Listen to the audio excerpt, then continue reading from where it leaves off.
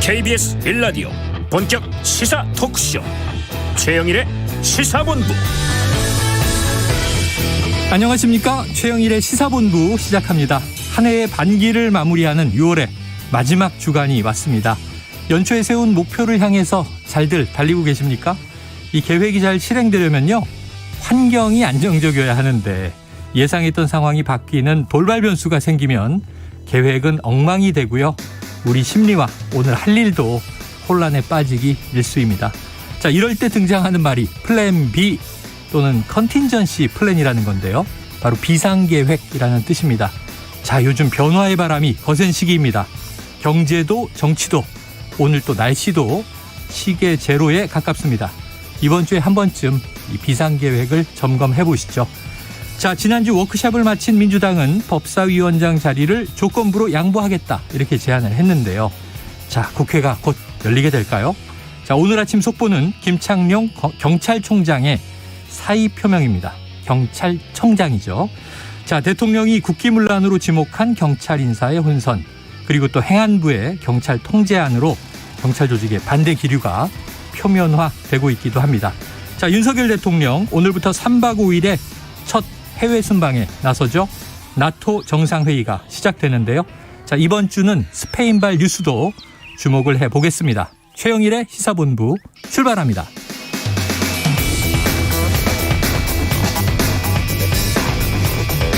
네, 1부에서는요, 오늘의 핵심 뉴스를 한입에 정리해드리는 한입뉴스 기다리고 있고요.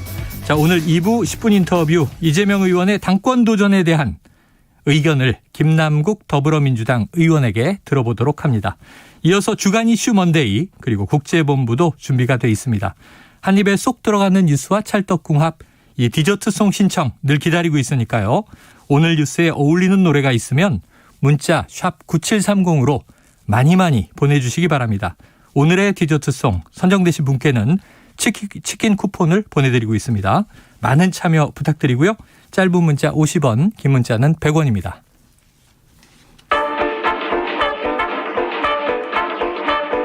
최영일의 시사본부 한입뉴스. 네, 6월 27일 월요일에 한입뉴스 박정호 오마이뉴스 기자, 헬마우스 임경빈 작가와 함께하겠습니다. 어서 오세요. 안녕하세요. 자, 이게 경찰이 시끌시끌합니다. 경찰이 지금 이 행정안전부 우선 자문위에서 권고안이기는 하지만 경찰에 대한 통제 방안이 나왔었는데요. 지금 그 이른바 경찰국을 행안부 내에 빠르면 다음 달에 신설한다. 다음 달이 이번 주 후반인데 그렇습니다. 언제 어떻게 됩니까? 네, 오늘 이상민 행안부 장관이 이제 브리핑을 했는데요. 네. 7월 15일까지 최종안을 만들고 관련 규정 마련에 착수하겠다라고 얘기를 했어요. 그러니까 7월 15일 이후, 그러니까 7월 안에는 행안부 내 경찰 관련 조직이 만들어질 것 같다라고 볼 수가 있겠고요. 네. 그리고 뭐 여러 가지 얘기를 또 했는데 이 행안부 내 경찰 관련 지원 조직 신설, 또 소속 청장에 대한 지휘 규칙 제정과 인사 절차의 투명화 조속히 추진하겠다라고 설명을 했습니다. 네. 그리고 이 경찰 조직의 어떻게 보면은 통제 이런 것들이 필요하다는 걸 오늘 계속 강조를 했는데요. 그러니까 이 31년 전으로 돌아간다. 그러니까 이 경찰에 대한 통제를 가하게 되면 뭐 민주성이나 이런 여러 가지 중립성이 사라지게 된다, 이런 비판이 있었는데 이상민 장관의 얘기는 뭐냐면, 아니 지금 예전에는 청와대에서 사실상 경찰청을 통제하는 모습을 보였는데 봐라, 지금 대통령실에 민정수석도 없고 치안비서관도 없다. 네. 그리고 이렇게 되면 아무도 통제하고 관리할 수 있는 그런 조직이 없는 거다. 또 행안부 안에도 경찰을 통제할 수 있는 그런 뭐 사람도 없고 조직도 없다라고 얘기하면서 불가피성을 강조했어요. 특히 이 경찰의 이제 권력이 커지는 상황에서 더 이상 손을 놓고 있으면 이게 바로 행안부의 직무유기다라고 강조를 했습니다. 네. 그리고 아울러 향후 뭐 대책으로 제시된 범정부적인 경찰제도 발전위원회, 이것도 구성하고 운영해서 경찰의 여러 가지 조직에 대한 행안부의 통제나 관리, 이걸 계속해서 해나가겠다, 이렇게 강조를 했습니다. 자, 현 정부의 이야기 나온 대로 민정수석실이 폐지돼서 없다 보니까, 그렇다면 경찰 조직을 제대로 좀 조정, 감독, 지휘할 수 있는 네. 그러한 채널이 없다. 행안부에 만드는 게 마땅하다, 이런 입장인데 어떻게 보세요? 그러니까 지금 이제 이상민 장관 같은 경우는 오늘 굉장히 좀 적극적으로 네네. 그동안 제기됐던 문제 의식들에 이제 하나하나 좀 비판적인 입장을 자기가 밝히는 입장을 취했는데 뭐 대표적으로는 지금 정부조직법에 행안부 장관이 이제 관장하는 사무 중에서 치안 업무가 별도로 규정이 안 돼 있는데 네네. 이 법률을 우회해서 지금 검찰국을 행안부 내에 설치하는 게 문제다라고 이제 야당에서 지금 주장을 해왔었고요. 경찰국. 그렇습니다. 경찰국 같은 경우에. 그리고 이제 권은희 국민의힘 의원 같은 경우는 이렇게 하는 거는 이 장관에 대한 탄핵 사유가 될 수 있다. 이렇게 강력하게 주장을 했는데 네. 그거에 대해서 오늘 이상민 장관은 이게 정부조직법상 치안이 포함되어 있지는 않는데 그거랑은 별개로 이 경찰청을 통해서 치안 사무를 관장하도록 규정이 돼 있기 때문에 그런 그 규정에 의거해서 이제 행안부 내에 경찰국을 설치해서 관장하려고 하는 것이다. 네. 이런 식의 지금 주장을 내놓고 있습니다. 물론 역사적인 맥락 안에서 이제 행안부와 경찰청을 분리해 놨었던 지난 한 30여 년의 이 과거가 있기 때문에 그러니까 단순히 이제 법 해석을 둘러싼 문제만은 아니긴 한데 어쨌든 이상민 장관 입장에서는 좀 정면 돌파를 하겠다는 의지를 또 한번 강조한 걸로 보입니다. 자, 권은희 의원은 이제 경찰 출신이고 또 이상민 지금 행안부 장관 법조인 출신입니다. 그렇습니다. 자, 뭐 다 이제 해석의 여지, 시각의 차이 이런 것들이 이제 충돌하는 시기인데 자, 제일 중요한 건 지난 정부 때 이제 검찰 조직이 정권과 부딪혔다.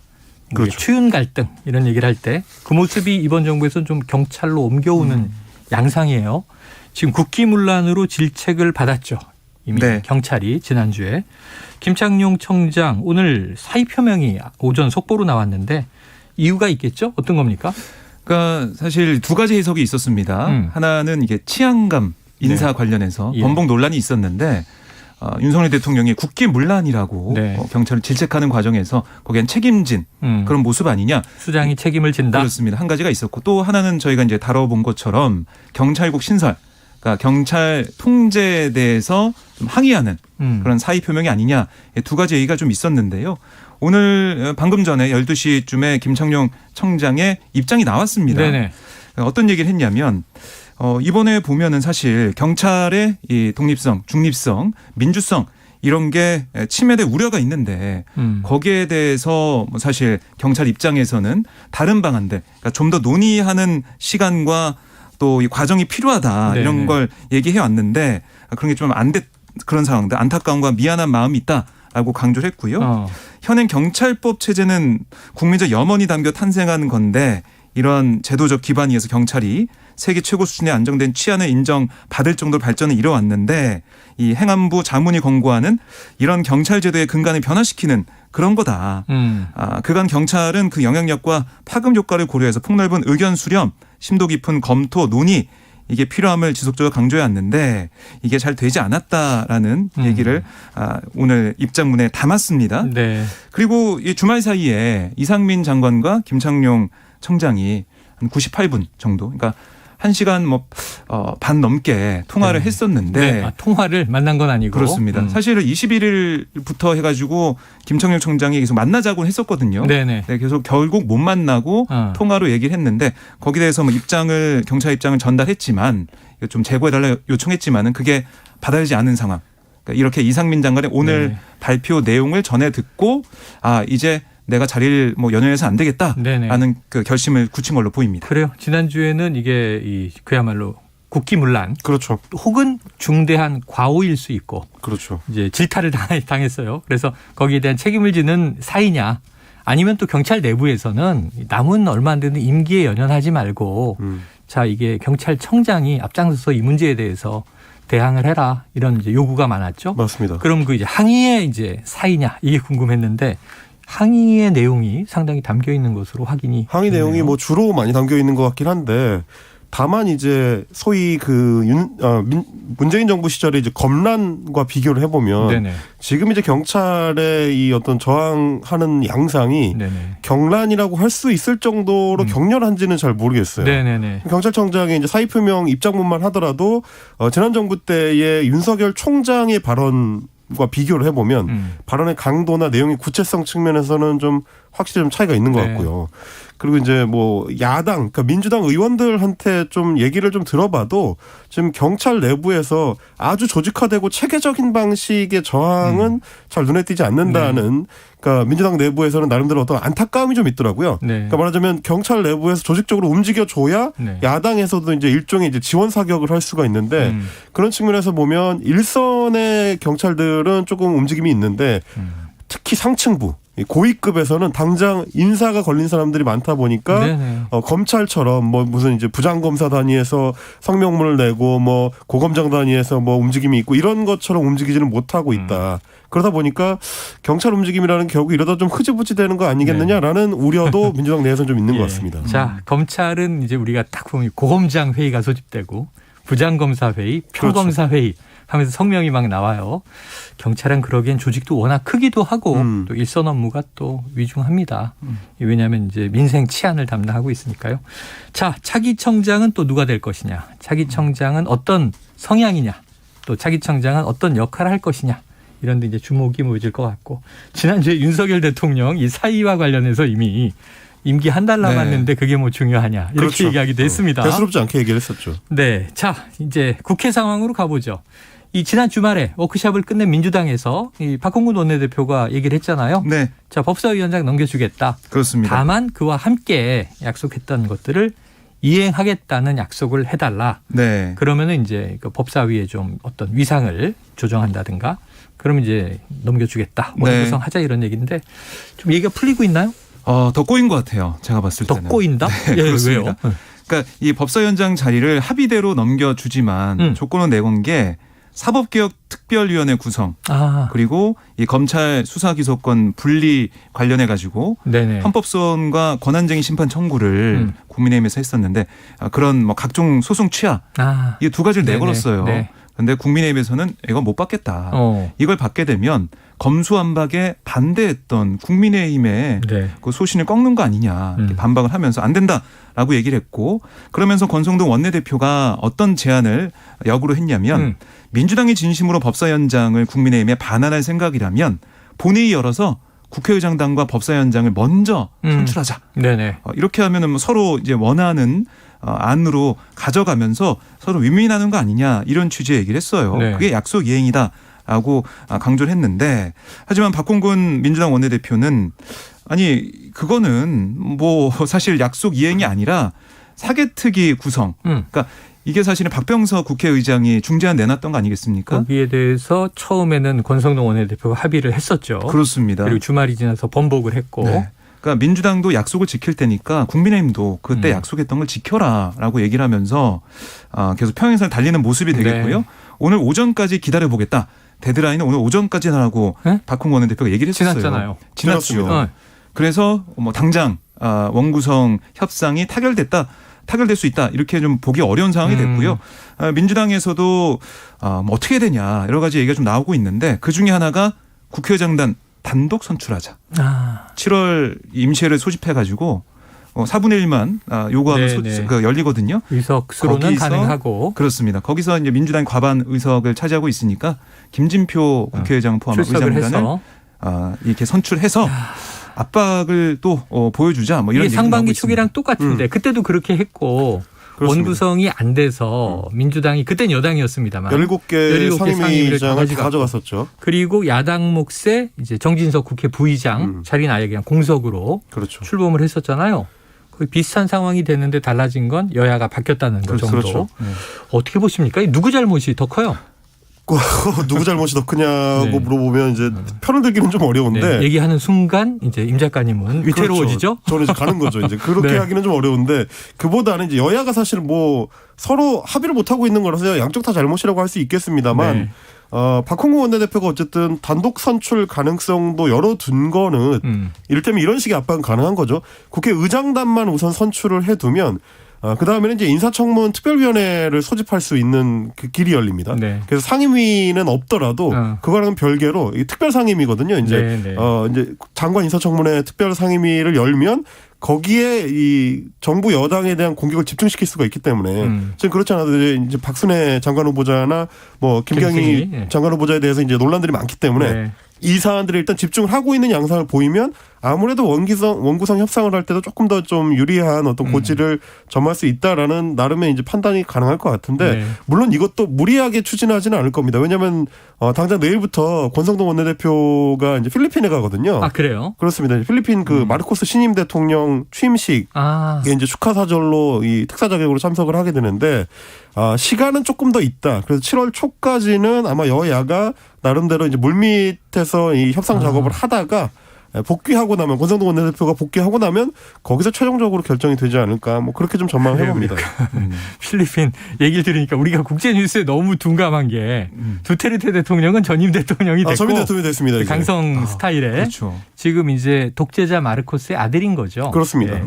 신임 마르코스 대통령입니다. 네. 필리핀 외유가 있군요. 네, 어쨌든 7월 17일이 제헌절이에요. 아 그러네요. 네, 제헌절 어떻게 보면 국회 입장에서 뭐 생일처럼 그렇죠. 축하해야 될 날인데 의장단도 없이 원구성도 안 되고 7월 17일 맞는다? 이건 상상이 좀 어려운 상황이거든요. 네, 그러네요. 아마 늦어도 제헌절 전에는 타결하지 않을까 생각이 듭니다. 7월 16일까지는 타결된다. 너무 촉박하고 좀 여유 있게 아마 되지 않을까 이번 주 안에 웬만하면 6월 말 7월 초입니다. 이번 주도 기대를 해보죠. 알겠습니다. 자, 지금 사개특위 이거는 이제 이른바 검수완박 국면에서 그 이후에 후속적인 검경 수사권 조정을 위해서 제도화할 부분들을 다루자 해서 만들었는데 지금 국민의힘은 이제 계속 거부하는 이제 상황이에요. 자, 윤석열 대통령 오늘 첫 해외 순방에 나서는데 나토 정상회의 참석입니다. 3박 5일 일정이라고 하는데 자, 일단 그 부인 김건희 여사 동행하는 거죠? 그렇습니다. 같이 동행을 하게 되고요. 오는 29일부터 30일, 그러니까 현지 시간으로 29일부터 30일까지 북대서양 조약기구 나토 정상회의에 참석을 하게 됩니다. 네. 이 9차례 양자회담이 예정돼 있고요. 또 나토 동맹국 파트너국 정상회담과 나토 사무총장 면담, 스페인 국왕 면담, 한미일 3개국 정상회담, 또 스페인 경제인 오찬 간담회 같은 14건의 외교 일정을 소화할 예정이다라고 대통령실은 설명을 했습니다. 특히 뭐 원자력 수출이나 반도체, 방위산업, 재생에너지 같은 경제안보 의제들도 테이블에 오르게 되거든요. 네. 윤 대통령이 강조했듯이 뭐 우리 국익에 대해서 또 수출 관련돼서 여러 가지 생각하고 있다고 하니까요. 어떤 결과가 나올지 좀 지켜봐야 될 것으로 보이고요. 그리고 이제 제일 눈에 띄고 우리가 관심 가져야 될 부분이 바로 한국 시간으로 29일 오후 9시 반에 열리는 한미일 3개국 정상회담입니다. 네네. 그래서 대북 공조 관련된 내용과 어떻게 좀 나올지 어떤 정상들의 발언이 있을지 좀 봐야 될 것 같고요. 근데 한 가지 좀 지적받는 부분은 한일 정상이 만날 수 있지 않겠느냐라는 관측은 나왔었는데 대통령실의 얘기를 좀 들어보면 만나기 좀 어려운 상황이다 라고 좀 알려지고 있거든요. 결국에는 일본에서 주장하고 있는 이 과거사 문제, 여기에 한국이 좀 전향적인 입장을 보여달라, 이게 일본 내부의 생각이고 좀 기대인데 그게 안 되다 보니까 한일 정상회담 뭐 이건 좀 어려워진 게 아니냐라는 분석이 나오고 있습니다. 자, 어찌 보면 이게 가치동맹 또는 이제 서방 과거로 이제 자유진영이 이제 가치동맹이지 안보동맹인데 윤석열 대통령이 이제 정말 그 불사르겠다 이렇게 표현하는데 또 세일즈 외교의 측면이 많이 들어있는 것 같아요.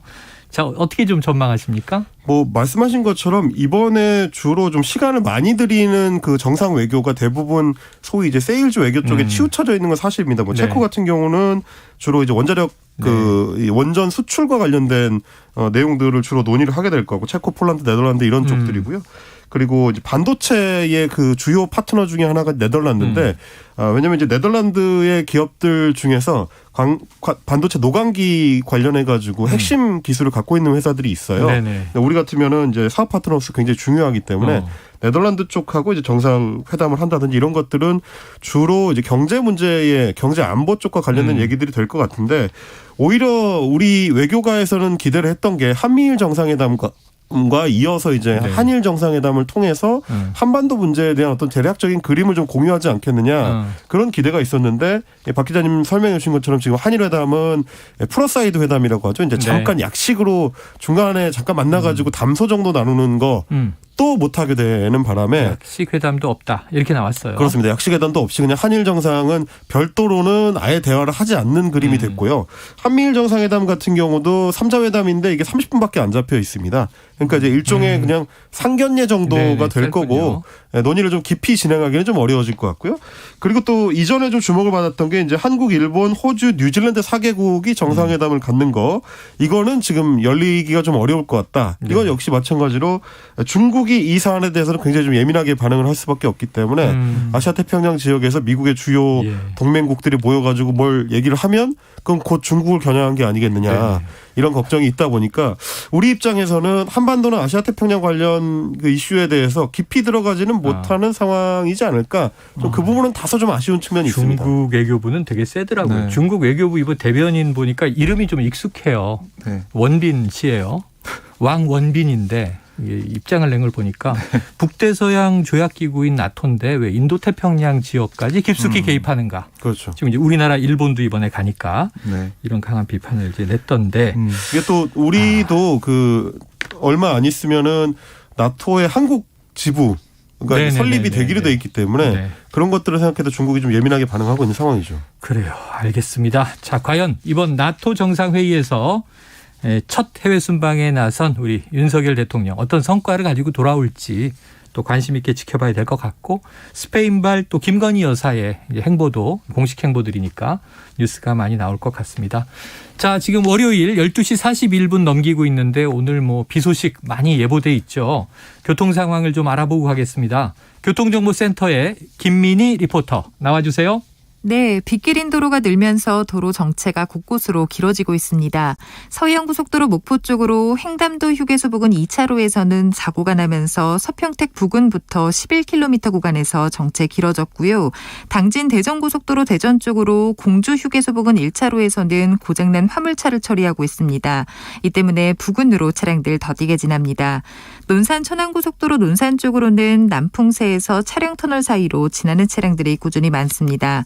수도권 제일순환고속도로 일산에서 판교 쪽으로 김포 부근 1차로에서는 고장난 승용차를 처리하고 있고요. 더 가서는 계양에서 송내 사이와 또 하기분기점에서 청계터널까지 더디게 지납니다. KBS 교통정보센터였습니다.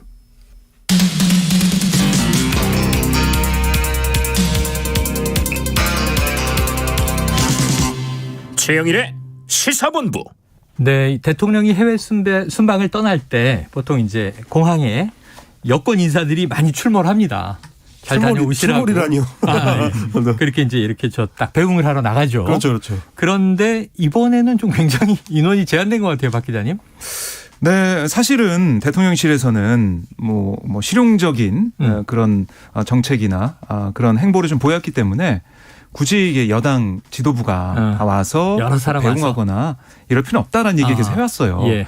그런데 오늘 보면은 권성동 원내대표는 간다라고 했습니다. 가고. 그런데 이준석 대표는 또 안 가요. 당대표는 안 가고. 네, 이준석 대표는 이 같은 시간에 최재형 의원이 주최하는 혁신이 행사가 있습니다. 네네네. 다른 행사 혁신이 위원장이 맡은 행사 참석을 해요. 그 일정이 사실 어제 먼저 공개가 돼가지고 권성동 원내대표는 그 시간이 비어 있는데 왜 이준석 대표는 똑같은 시간에 다른 일정이 있지? 라는 기자들 의문을 가졌었죠. 네, 오늘 얘기 들어보면 권성동 원내대표는 개인적인 일정으로 가는 거다.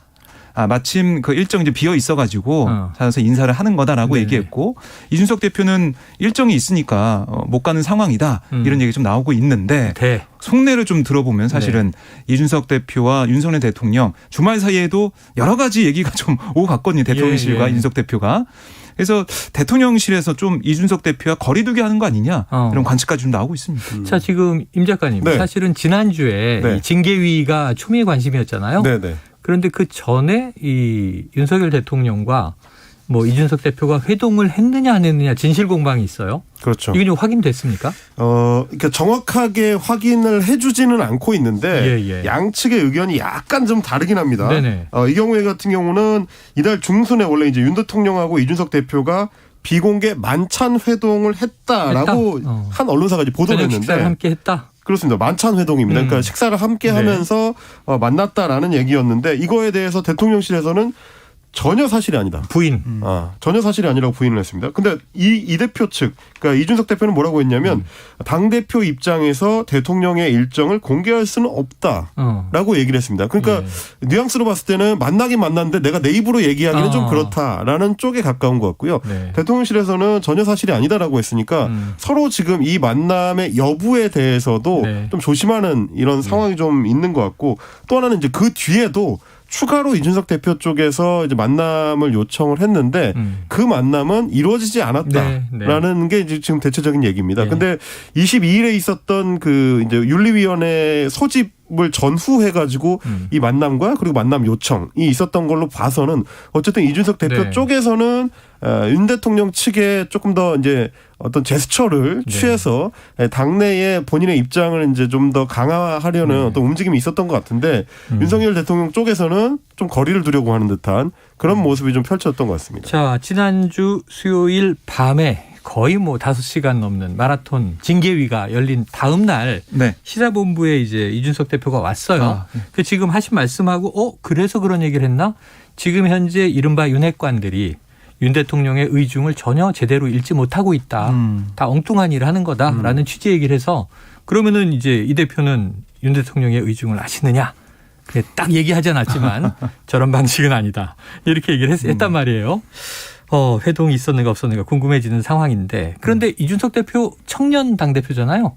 하얀 머리 얘기, 흰 머리 얘기는 왜 나온 거예요? 네, 이게 페이스북에 글을 올렸는데요. 흰머리 세 가닥을 뽑은 사진을 올렸습니다. 네네네. 올렸는데 제가 원래 한 개씩만 나는데 세 개가 나서 특이해서 올렸다라고 썼어요. 근데 스트레스 많이 받냐 이런 기자들이 뭐 질문했더니 스트레스는 거의 없다면서도 어떤 얘기를 덧붙였냐면 현 상황에 대한 스트레스보다는 당의 개혁 동력이라는 것, 이게 항상 유한하다. 새 정부도 항상 그렇고 그 동력을 적재적소에 써야 하는데 지금 시기상으로나 당이든 새 정부든 이런 걸 실기하지 않기를 바라는 마음이 있다. 이렇게 뭐 사실은 언중유구라고 할까요? 뼈 있는 말을 했습니다. 그러니까 자신의 이런 여러 가지 어려움들이 있지만 나는 당의 개혁을 위해서 당의 그 유한한 그런 동력을 생각하면서 앞으로 가고 있는데 왜 나에 대한 이런 공격을 하고 있느냐, 이렇게 해석도 될 만한 그런 발언을 한 거죠. 청년의 흰머리 비유. 38세거든요. 그 나이 되면 원래 세 가닥 납니다. 정말? 저도 이제 지나온 길이지만 30대 후반이 되면 임 작가님 흰머리가 없어요. 나라 걱정 안 하나 봐요. 저는 이제 한 가닥씩 나긴 하는데 세 가닥은 안 나요.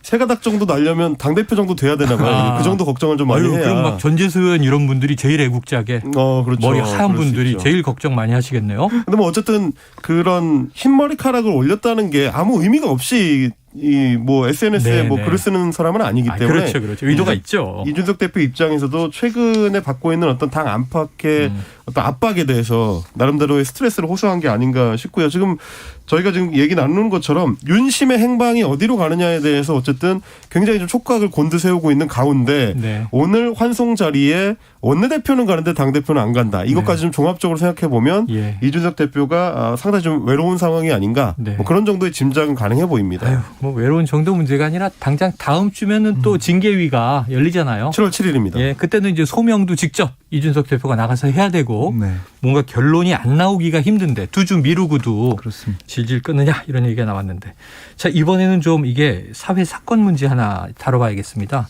이게 많은 국민들이 너무 궁금해하는 대목인데, 자, 광주 초등학생 일가족이 제주도에 한 달 살기를 떠난다고 하고 지금 실종된 상황이에요.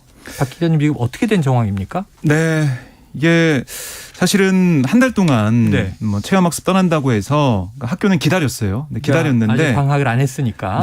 근데 그 약속한 날짜가 됐는데도 안 와서 2, 3일 지난 다음에 집에 찾아가 봤더니 뭐 우편물도 쌓여 있고, 그리고 뭐 연락도 안 되고 부모가 집엔 없겠죠. 집에도 없었고 그런 상황이 되자 경찰에 신고했습니다. 그래서 경찰이 지금 수사에 나섰는데, 지금 이제 광주와 또 이제 마지막 위치가 확인된 완도 지역에 실종 경보를 발령해서 목격자 제보를 받고 있지만 아직까지 좀 강간무소식인 그런 상황인데요. 이 경찰 조사 결과 이 조윤아 양입니다. 지금 10살인데요. 이 조양 가족 세 식구가 지난달 24일부터 이 전남 완도군 신지면 명사심리 인근 한 펜션에 무거운 곳으로 나타났어요. 근데 이 좀 수상했던 부분이 수영장이 딸린 펜션이었지만 네. 가족들은 대부분 방 안에서만 지낸 것으로 전해지고 있고 이 가족의 마지막 행적이 지난달 30일 오후 11시 이 펜션에서 목격이 됐습니다. 네. 이 조양으로 추정되는 아이가 어머니의 등에 엎혀서 펜션에 나서는 모습 CCTV에 담겼는데 근데 또 이상한 게 2시간 뒤에 펜션 인근에서 조양과 조양의 어머니의 휴대전화가 각각 꺼졌고요. 이후 3시간이 지난 시간 그러니까 새벽 4시쯤 됐겠죠. 차로 7분 거리인 이 송곡 선착장에서 조양의 아버지 휴대전화도 꺼졌습니다. 그 이후에 찾을 수가 없는 상황이고 행선지로 밝힌 제주도 방문 흔적도 없었고 완도 지역에서도 모습을 보이지 않고 있어요. 결국 경찰이 차량 추락 사고 같은 모든 가능성 열어두고 수사를 이어가고 있고요. 헬기나 드론을 동원한 그 해상 지역 수색도 계속 하고 있고 어제는 또 수중 수색도 이어가는 모습이었습니다. 네, 자, 한 달 제주살이 다녀옵니다 하고 한 달이 됐는데 학생이 학교에 오지 않아서 뒤늦게 이제 실종 신고가 됐고 수사해 보니 지금 이게 말씀하신 지난달 30일에 이 가족들이 휴대전화까지 끊기면서 완전히 실종되고 이제 한 달 가까이 지나고 있는 상황이잖아요. 네. 걱정이 됩니다. 이게 이제 직접적으로 얼마나 연관이 있을지는 모르겠지만 이제 네. 경찰에서 초기에 밝혔던 어떤 정황 중에 하나는 이 부부가 이제 사업체를 운영을 했었는데 이제 그게 연말에 폐업 처리가 됐었다 뭐 이런 네네. 얘기도 있긴 했습니다만 맥락들을 좀 같이 살펴봐야 되겠죠. 다만 지금 이제 실종된 지 벌써 한 달여 가까이가 지난 예, 상황이라서 이게 흔적을 찾기가 쉽지 않을 것 같은데 우리 경찰 당국에서 참 서둘러 가지고 좀 흔적을 좀 찾을 수 있는 노력을 좀 해야 될 것 같습니다. 네, 이 사건 지금 뭐 내일 모레 사건본부에서 조금 치밀하게 이 배상훈 프로파일러가 다루지 않을까 하는 생각도 드는데 일단은 너무 걱정이 됩니다. 국민들의 걱정이 뭐 이건 모르는 사건일 땐 몰랐지만 알고 나니까 다들 이제 걱정이 되죠. 건강한 모습으로 돌아올 수 있기를 국민들이 기원하고 있다. 현재 시점에서는 그렇게 말씀드리고 지켜보도록 하죠. 자, 시간 얼마 안 남았는데 오늘 3분기 전기요금이 오후에 발표될 예정이라고 해요. 네. 이게 몇 시에 나오죠? 오후 3시에 발표될 것으로 보이고요. 그럼 지금 먼저 몇 퍼센트 오릅니까? 얘기해 주세요. 네, 몇 퍼센트 올라요? 이게 사실은 뭐 쓴 양에 따라서 또 변동되는 그런 부분이 있기 때문에 누진제라고 해서 네, 연료비 조정 단가를 발표하는 거예요. 그래서 전체적으로 얼마씩 가정당 부담하는 액수가 나올지는 좀 더 봐야 될 것 같은데요. 네. 사실은 이게 계속해서 올리지 않는 상황이 됐다가 그리고 4월에도 현 정부에서 뭐 올리지 않는 그런 쪽으로 하겠다. 그런데 그러니까 지금 당시 뭐 한전 적자 얘기 계속 나오고 있죠. 그렇습니다. 그래서 결국에는 올릴 수밖에 없다라는 생각, 인상으로 가닥을 잡는 분위기인데 어제 뭐 추경호 부총리 얘기 좀 들어봐도 물가가 6월, 뭐 7월, 8월 6%대까지 물가 상승이 나오는 상황에서 네. 더 이상 여러 가지 압박을 동결하기는 견딜 수 없다. 한전의 적자도 크기 때문에 자, 어려운 김 상황이다. 작가님 20초 남았습니다. 몇 퍼센트 오르나요? 몇 퍼센트일지는 모르겠지만 3원 이하로 오를 수밖에 없다. 왜냐하면 이제 연동제 자체가 상한이 이제 3원이기 때문에 그거보다는 덜 오르지 않을까라는 정도의 생각을 좀 해보는데 문제는 6% 물가 오를 걸로 예상이 되는 상황에서 전기요금까지 오르면 네. 더 올라가지 않을까라는 걱정은 좀 됩니다. 그렇겠죠. 정부에서 잘 조정을 해주기를 바랍니다. 알겠습니다. 자, 오늘 월요일 한입뉴스 여기서 정리해보죠. 박정호 오마이뉴스 기자, 헬마우스 임경빈 작가 함께했습니다. 고맙습니다. 감사합니다. 예, 청취자 0383님, 장마라서 비가 오락가락하네요. 모두들 우산 챙깁시다. 김건모의 빨간 우산 신청하셨습니다. 노래 듣고 입으로 돌아올게요.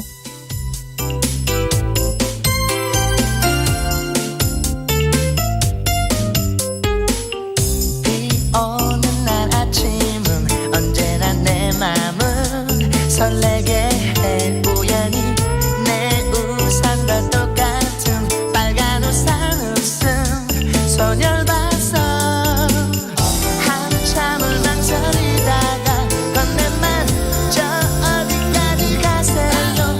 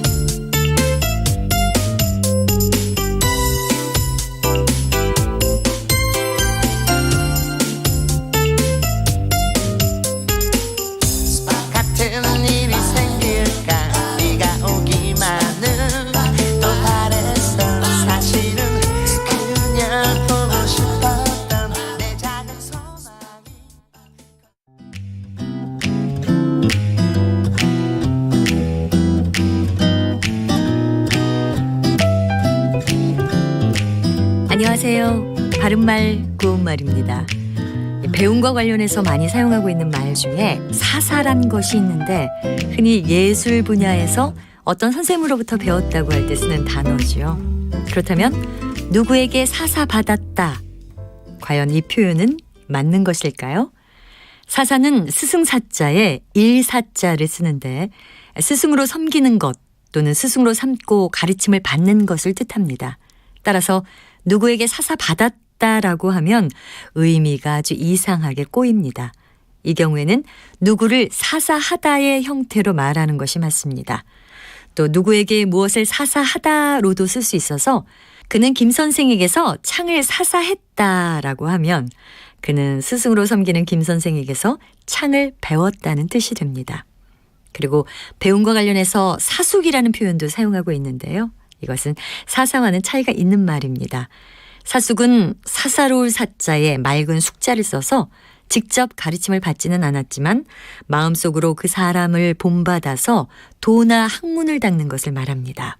예를 들자면 퇴계 이황이나 도산 안창호 같은 분들은 오래전에 살았던 분들이기 때문에 우리가 그분들로부터 직접 가르침을 받을 수는 없지요. 하지만 그분들의 도나 학문을 본으로 삼고 배운다면 퇴계 선생을 사숙한다 또는 도산 안창호 선생을 사숙한다 같이 말할 수 있습니다. 바른말 고운말 아나운서 변희영이었습니다.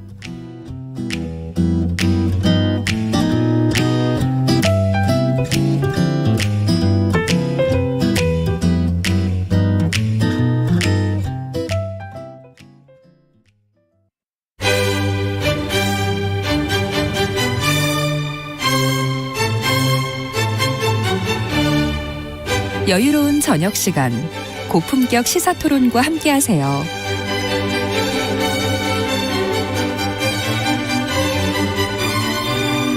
평일 저녁 7시 20분 KBS 열린 토론 정준희 교수와 함께합니다.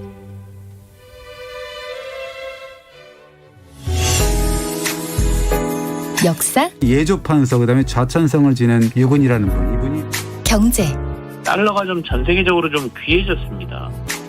음악까지 초콜릿처럼 꺼내 먹어요. 잠들기 전 꺼내 먹는 지식 알사탕.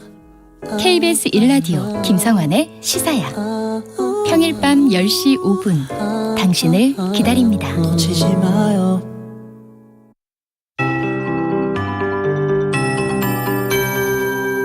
KBS 58분 날씨.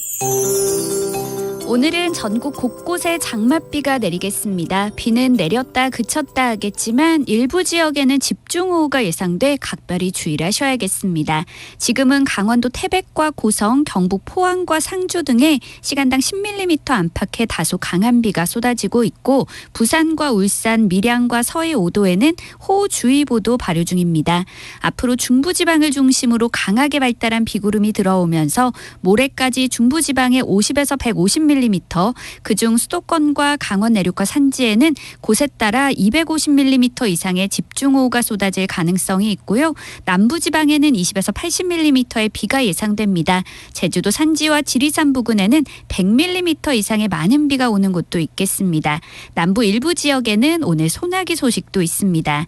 비나 소나기가 오는 곳은 천둥, 번개가 동반되겠고 우박이 떨어지는 곳도 있을 전망이어서 주의하셔야겠습니다. 한낮 기온은 서울, 부산 26도, 대전, 광주, 대구 29도, 강릉 30도 등으로 어제보다 조금 낮겠지만 습도가 높아 무척 후덥지근하겠고요. 아직 강원 영동 남부와 남부지방, 제주도에는 폭염주의보가 발효 중입니다. 한편 서해안과 제주 산지에는 강풍주의보도 내려졌습니다. 시설물 관리에 각별히 유의하시기 바랍니다. 현재 서울의 기온은 27.5도입니다. 송소진입니다.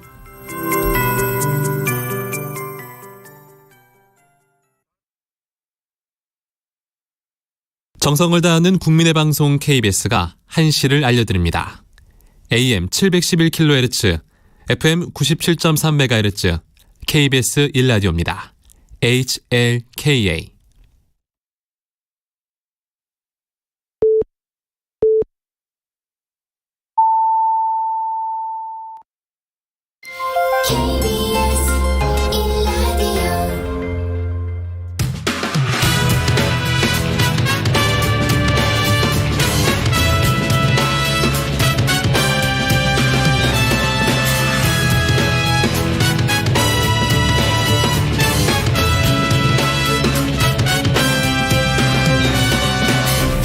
KBS 1라디오 최영일의 시사본부.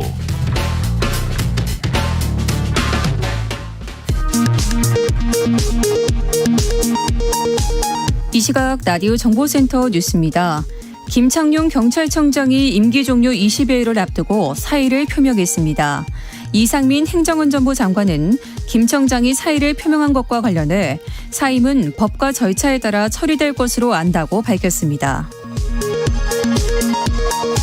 전남 완도군에서 27일째 행방이 끊긴 조윤아 양 일가족 3명을 찾기 위해 경찰이 수색에 집중하고 있습니다. 광주경찰청은 오늘 경찰 200여 명과 함께 해경 경비정, 드론 등의 장비를 투입해 실종자의 휴대전화 신호가 마지막으로 잡힌 전남 완도군 송곡항을 중심으로 수색을 이어가고 있다고 밝혔습니다. 올해 3분기 전기요금의 연료비 조정 단가가 오늘 발표됩니다. 한전의 연간 적자 규모가 30조 원대에 달할 수 있다는 전망까지 나오면서 조정 단가는 인상될 것이라는 전망이 나오고 있습니다. 다음 달 전기요금이 인상되면 가스요금과 동시에 오르게 됩니다. 원재료 가격이 오르면서 기업 10곳 중 7곳이 제품이나 서비스 가격을 인상한 것으로 나타났습니다. 한국은행 조사 결과 인상을 미룬 업체의 절반 정도는 올해 안에 인상을 계획하고 있는 것으로 드러났습니다. 지금까지 라디오 정보센터 뉴스 정한나였습니다.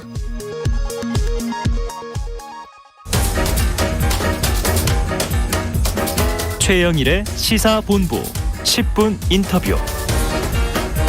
네, 화제 이슈를 콕 짚어보는 10분 인터뷰 시간입니다. 자, 더불어민주당 2달 뒤인 8월 28일에 전당대회를 엽니다. 지난해 4.7 재보선 이후에 올해 대선, 6.1 지방선거 3연패를 한 민주당이다 보니까요. 반성과 혁신을 위한 리더십 구축에 고민이 많은 상황이죠. 자, 이 과정에서 이재명 의원의 당권 도전 여부가 큰 쟁점이 되고 있는데요. 자, 이 의원과 가까운 것으로 알려져 있는 민주당의 김남국 의원을 전화로 연결해서 관련 이야기를 여쭤보도록 하겠습니다. 자, 김 의원님 안녕하세요. 네, 안녕하세요. 안산 단원을 김남국입니다. 네, 아유, 오랜만에 목소리 듣습니다. 네, 반갑습니다. 자, 지난주 목요일부터 금요일까지 이제 워크숍이 있었잖아요. 그런데 보도에는 다 죽음의 14조, 이재명 의원이 속한 이 조 얘기만 많이 나오다 보니까 다른 조 의원들의 목소리가 많이 전해지지 못한 것 같아서, 자, 김 의원님은 몇 조에서 누구와 같이 계셨어요? 네, 저는 6조에 있었고요. 네, 저희 그 조에는 뭐 박주민 의원님, 신동근 의원님, 전혜숙 의원님, 뭐 이용호 의원님 등등 많은 의원님들이 좀 다양하게 섞여 있었습니다. 아, 그래요. 자, 이 새롭게 도약하는 민주당의 진로 모색을 위한 국회의원 워크숍. 자, 명칭은 이랬는데 좀 다양한 이야기가 토론 과정에서 나왔는지 궁금하고요. 김 의원님은 주로 어떤 부분들을 좀 강조하셨습니까? 네, 우선은 이제 뭐 여러 선수별로 다양한 의원님들이 계셔서 조금 어려운 자리이기도 했기 때문에 편하게 많은 이야기를 할 수 있을까라는 그런 걱정도 있었는데요. 네. 그런데 분위기가 굉장히 좀 이렇게 소리나게 다 이야기하는 그런 자리여서 허심탄회한. 예, 허심탄회하게 모든 주제를 망라하고 이야기를 할 수 있었습니다. 이제 저 같은 경우는 좀 이제 정당 민주주의와 당원의 역할에 대한 이야기를 좀 강조를 했었는데요. 기본적으로 정당이라고 하는 것이 같은 어떤 정치적 지향점을 가지는 정치적 결사체라고 볼 수가 있는데 과연 우리 민주당에서 정당에서 당원들의 역할이 얼마나 주체적으로 자부심을 느낄 정도로 이렇게 공통의 의견을 내고 이런 것들을 민주적인 어떤 의사 결정 과정을 통해서 형성하는 그런 것이 되느냐라는 좀 이야기를 했었습니다. 네, 그래서 조금 더 당원들의 참여를 더 늘리고 민주적 의사결정 과정을 넓혀가는 그런 구조를 좀 만들어야 된다라는 이야기를 많이 했습니다. 네, 좀 구조를 개혁하는데 방점을 두셨던 것 같아요. 그런데 이게 뭐 언론을 보면 온통 이재명 의원이 당권 도전하느냐 아니냐 이게 논쟁이 뜨겁다 보니까 질문이 이 의원에게도 많이 가는데 딱 한다 안 한다 답변보다는 여기서는 108번뇌를 하고 있다. 이런 얘기들이 좀 나와서 고민 중으로 해석이 됩니다. 김 의원님 최근에 좀 이재명 의원과 이야기 나눠보셨어요? 그날 뭐 새벽에 조금 이렇게 저도 같이 함께 토론하고 이야기 나눴으면 좋겠다라는 생각을 했는데 워낙 찾는 곳이 많아서 그 이야기를 이제 깊이 있게 그 자리에서 워크숍에서 하지는 못했었고요. 네. 지금 아무래도 당내 많은 분들의 그 의견이 있고 또 당내 의견과 당 밖의 여론 온도 차이가 조금은 있잖아요. 네네, 그래서 네. 비판하시는 분들의 의견도 또 경청하고 또 무엇보다 많은 국민들께서 민주당 쇄신하고 혁신해야 된다. 강력한 좀 리더십도 필요하다라는 여러 가지 다양한 의견들이 있기 때문에 이러한 것들을 좀 낮은 자세로 좀 경청하고 있는 것으로 알고 있습니다. 네, 자, 반대 입장과 찬성의 입장을 다 낮은 자세로 경청하고 있다. 측근인데 만나지도 못하시고요. 워크숍에서 왜 밀리셨어요, 순번이? 저는 지역에 있느라 많은 좀 지역 분들 많이 만나뵈느라 시간이 평소에는 많지가 않고요. 네, 워크숍에서는 저 말고 다른 분들 더 만나는 게 바람직하다고 봅니다. 공개적인 행사니까 오히려 이제 측근은 또 따로 명심을 잘 읽고 계시리라 생각을 하면서 여쭤볼게요. 자, 지금 반대 의견 아까 말씀하셨는데 재선 의원들이 선거 패배 책임자들은 전당대회에 나서지 말라 성명으로 나왔고요. 전해철 의원은 나도 불출마할 테니 하는 또 뉘앙스. 서른 홍영표 의원들도 이제 비슷합니다. 동반 불출마 압박 이렇게 얘기가 되고 있어요. 이 반대 상황이 좀 만만치 않습니까? 어떻게 읽고 계세요? 그러니까 이게 과거에도 비슷한 상황이었던 것 같습니다. 문재인 대통령께서 2017년 대선 전에 대회에 나가려고 할 때 그때 문재인 대통령 보고 막 정계 은퇴해라라고 이야기를 하면서 불출마 전당대회에 나오지 말라라는 어떤 그 불출마를 요구하는 당내 여론이 상당히 있었는데요. 그 당시와 조금 달랐던 것은 당시에 문재인 대통령을 중심으로 한 친노 친문계 의원이 당내에 상당한 주류를 형성하고 있었던 그런 상황이었는데요. 지금은 조금은 그 상황이 좀 다른 것 같습니다. 개파라고 하는 이재명 개파 이런 어떤 그런 개파 자체가 형성되어 있지 않고 네네. 이재명은 그야말로 평생 지금까지 변방에서 비주류로 살면서 오히려 개파에 피해를 받거나 불이익을 받았던 사람이거든요. 그래서 사실 이재명을 뒷받침하고 있는 건 개파가 아니라 당내 어떤 의원들이 아니라 국민들, 당원들이기 때문에 그 당시 상황과 문재인 대통령 불출마하라라고 하는 그 상황과 비슷한 상황이긴 하지만 조금 환경적 여건은 좀 다르지 않나라는 생각이 듭니다. 환경이 또 이제 다르다. 당내 몇 가지 이야기 또 나오는 것이 또 대안이 없는 것 아니냐.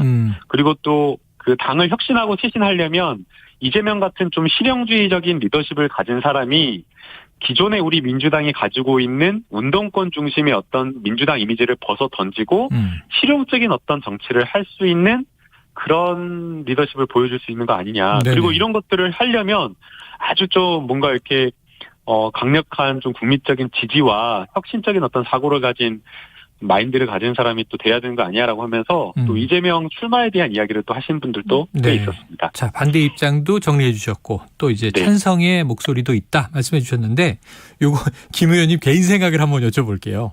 자, 이재명 의원이 대표로 출마하는 것이 옳다고 보시는 건지 혹시 또 타이밍이 있잖아요. 8월 28일이면 이전에는 이재명 의원이 좀 시간이 많이 남아서 생각해 보겠습니다. 그러셨는데 언제 정도의 출마 여부를 밝혀야 한다고 생각하시는지 두 가지 질문입니다. 우선 제 개인 의견으로는 이제 이재명 의원이 이제 당대표로 나온다라고 하는 것은 사실은 본인의 정치 생명을 다 그냥 내려놓고 사실 나오는 거와 마찬가지라고 보입니다. 네네. 오히려 개인적인 어떤 정치나 이런 것들로 봤을 때에는 희생과 헌신에 가깝다라는 것이 제 생각이고요. 네. 그래서 과연 이번에 당대표를 하는 것이 바람직한지는 참 결정하기가 쉽지가 않은 것 같습니다. 네네. 그래서 제가 주문한 것은 당내에 당 밖에 많은 여론과 많은 국민의 목소리 그리고 많은 분들의 의견을 좀 듣고 신중하게 천천히 좀 결정하면 좋겠다라는 그 생각이었고요. 그런데 지금 이제 돌아가는 상황을 보니까 모든 것이 이제 이재명이 나오냐 안 나오느냐에 따라서 다른 의원들이 나오고 또 안 나오고 여러 가지 이제 그 후보군이 정해지는 어떤 그런 문제가 있다 보니까 현실적으로 좀 빨리 결정을 하라라는 그 목소리가 나오고 있는 것 같습니다. 네, 조금 빨리 해야 한다. 그 김 의원님 입장은 나올 수도 있고 또 이 대승적 차원에서 나오지 않을 수도 있는 것도 염두에 두고 계신 거네요. 저는 제가 어느 쪽에 딱 방점을 찍어서 하는 것은 아니고요. 많은 의견을 들어서. 예, 신중하게 많은 분들의 의견을 듣고 결정했으면 좋겠다. 네. 나오는 것이 사실은 개인적인 어떤 이재명 정치에는 굉장한 어떤 희생과 헌신 그런 것들이기 때문에 당을 위해서 정말 모든 것을 포기하고 던지고 쇄신하겠다라는 그 각오가 있으면 네. 저는 나와도 괜찮다고 생각이 듭니다. 알겠습니다. 자, 그런데 이제 전대룰 이른바 여기에 또 초점이 많아요. 그러니까 이제 지금 국민의힘 뭐 당심 반 민심 반 이건 많이 알려져 있고 민주당 당규에 따르면 본투표에서 전국 대의원 45%, 권리당원 40%, 일반 국민 여론조사 10%, 일반 당원 여론조사 5% 이게 좀 복잡하게 돼 있다 보니까 이런 목소리가 많이 나와요. 요즘에 국민의힘 룰이 더 민주적인 거 아니냐. 지금 현재 민주당 전대룰로는 이준석 같은 좀 혁신적인 대표가 못 나온다. 이런 부정적인 의견들이 많아서 혹시 어떻게 보세요? 네, 제가 그 KBS 인터뷰에서 이거 바꿔야 된다라고 네네. 강력하게 좀 최초로 말씀을 드렸었는데요. 네네. 예, 저희 당내 뭐 세대 교체라는 이야기도 나오고 새로운 어떤 인물 나와야 된다라고 이야기를 하고 있는데 나올 수가 없습니다. 전대 룰 자체가 굉장히 그 당내 의원 기득권 중심으로 네네. 계파 중심의 선거를 치를 수 있는 그 룰로 되어 있다 보니까 당내의 어떤 지지 기반이라든가 아주 큰 그룹의 어떤 계파에 형성되어 그 소속이 되어 있지 않는다라고 하면 아예 그냥 나와도 컷오프 되기 십상이고요. 나온다고 하더라도 그 당심과 민심, 그 일반 여론조사의 그 반영 비율이 너무 적다 보니까 민심과 당심이 좀 괴리되는 그런 문제도 있습니다. 네. 그래서 대의원과 권리당원의 표의 등가성 문제를 해결해야 된다라는 쟁점 하나, 그리고 민심 비율을 좀 당심과 민심 괴리가 되어 있기 때문에 민심의 반영 비율을 좀 더 높여야 된다. 그리고 컷오프와 관련되어서 중앙대의원의 너무 영향력이 크기 때문에 이 컷오프 문제를 해결해서 조금 더 우리 당내에 선거가 좀 역동적인 선거가 될 수 있도록 그리고 새로운 인물이 나올 수 있도록 하는 게 중요하다라고 저는 생각합니다. 네, 바꿀 필요가 있다. 혁신을 위해서는. 자, 김 의원님 초선이시지만 사실은 상당히 언론에 많이 등장을 하시고요. 또 이제 이 정치인이 되시기 전에도 이미 뭐 유명한 방송 변호사셨는데 최고위원 도전하십니까? 네, 그런 이제 기자들 질문이나 뭐 기사를 많이 봤는데요. 네. 이제 제가 이제 가장 지금 중요하게 생각하는 것은 지역 주민과의 소통 강화입니다. 여기에 올인하려고 이미 한 5개월 전에 서울에는 전화 받는 최소 인력만 남겨두고 네. 아예 그냥 다 내려와서 근무를 하고 있습니다. 그래서 안산에. 예, 그래서 아예 지역구에 내려와서 근무를 해서 지역 주민들 더 자주 찾아뵙고 민원 상담하고 우리 당원들과 소통하고 있거든요. 그래서 뭐 오랜만에 제가 서울에 저희 사무실 가면 여기가 제 사무실인가 할 정도로 약간 어색하기도 하고 네네. 컴퓨터도 거의 아예 그 서울의 회관 컴퓨터는 쓰지를 않고 있거든요. 네네.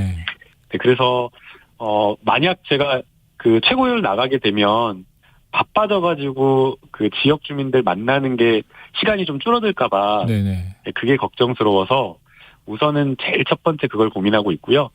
그다음에 두 번째는 만약 정말 최고위원이 된다라고 한다면 민주당의 명운을 걸고 쇄신과 혁신을 해야 될 그런 어떤 지도부가 구성되어야 되기 때문에 거기에 대한 제가 강한 어떤 실천력과 각오 이런 것들이 준비되어 있는지 그런 부분에 대한 고민을 하고 있습니다. 네, 뭐 워낙 이제 이 소외됐다, 청년들이 소외됐다, 민주당에 대해서 요즘 그런 이야기들이 많다 보니까 박지현 전 비대위원장의 역할론도 나오는데 약간 이제 김 의원께서도 비판적인 시각으로 그러면 아예 저 최고위원 나와서 심판받아 봐라 이런 취지의 말씀을 하신 것 같아요.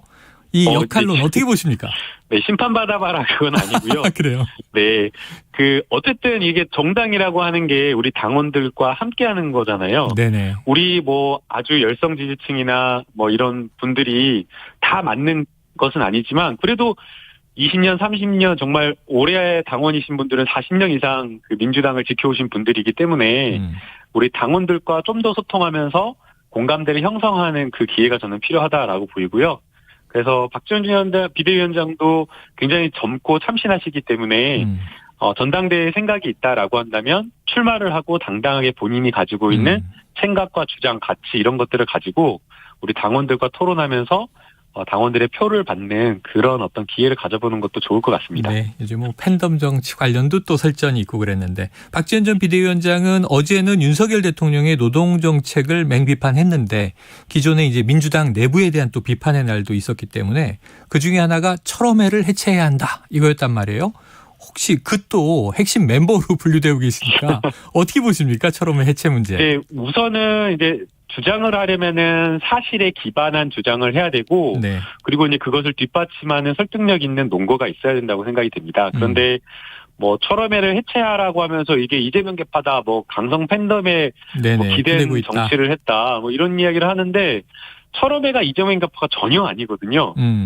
네, 거기에 너무나 다양한 개성을 가지신 분들이 개혁 과제를 중심으로 해서 공부 모임을 만든 건데 이것을 개파 정치로 주장을 한 것은 일각의 잘못된 주장, 잘못된 사실들을 근거로 한 주장이라고 생각이 되고요. 그리고 뭐 강성 팬덤에 기댔다라고 하는데 그런 적도 사실은 없거든요. 예. 국민과 소통하고 더 이렇게 친밀하게 친근하게 다가가서 더 이야기를 들으려고 하는 것이 뭐 강성 지지층에 기댄 정치를 했다라고 하면 그것은 완전히 잘못된 이야기라고 생각이 됩니다. 네. 오히려 국회의원들이나 많은 정치인들이 선거 때만 국민들과 소통하겠다라고 해놓고 전화하면 전화도 안 받고 문자도 안 받고 답장도 안 하고 만나자고 그러면 면담도 안 하고 오히려 이런 게 저는 잘못됐다고 생각이 들거든요. 그래서 국민들과 당원들과 더 가깝게 소통하고 자신 있게 만약 그 토론 자기가 생각하는 것이 아니라고 한다면 그것을 당원들과 국민들과 만나서 소통하고 더 자주 마주 앉아서 이야기하는 게 저는 필요하다고 생각이 듭니다. 자, 소통에 방점을 찍으셨습니다. 좀 잘못 된 부분이 있다라고 반론 펴셨고요. 아유, 궁금한 게 참 많은데요. 다음에 한번 전당대회 전에 아예 스튜디오에 한번 나와주세요. 모시고 또 여러 이슈들 한번 여쭤보도록 하겠습니다. 네, 저도 오랜만에 만나서 얼굴 뵙고 이야기 나누고 싶습니다. 자, 오늘 여기까지 듣겠습니다. 고맙습니다. 네, 감사합니다. 예, 지금까지 김남국 더불어민주당 의원과 이야기 나눴습니다.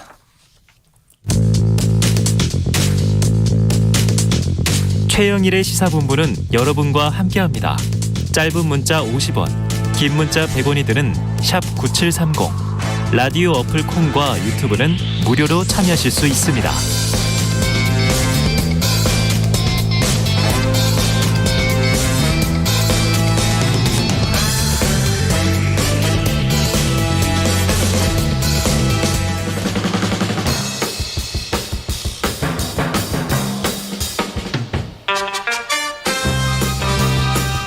네, 매주 월요일 주말 사이 뉴스들을 정리하고 주간 이슈를 미리 살펴보는 주간 이슈 먼데이 시간입니다. 자, 오늘 노영희 변호사. 오늘 왜 수식어를 뺐어요, 작가님? 시사계의 피오나 공주. 이거 꼭 있어야 되는데. 그리고 임승호 전 국민의힘 대변인 나와 계십니다. 어서 오세요. 네, 안녕하세요. 반갑습니다. 임 대변인님도 별명 하나 만들어드려야 되는데. 괜찮습니다. 자, 임 대변인 시사본부 첫 출연이시죠? 네, 몇 번 저희 신인규 변호사 나올 때 맞아요. 자주 봤었는데 또 출연은 처음 하게 됐습니다. 네, 자주 와주세요. 감사합니다. 시사계의 슈렉 뭐 이렇게 할까요?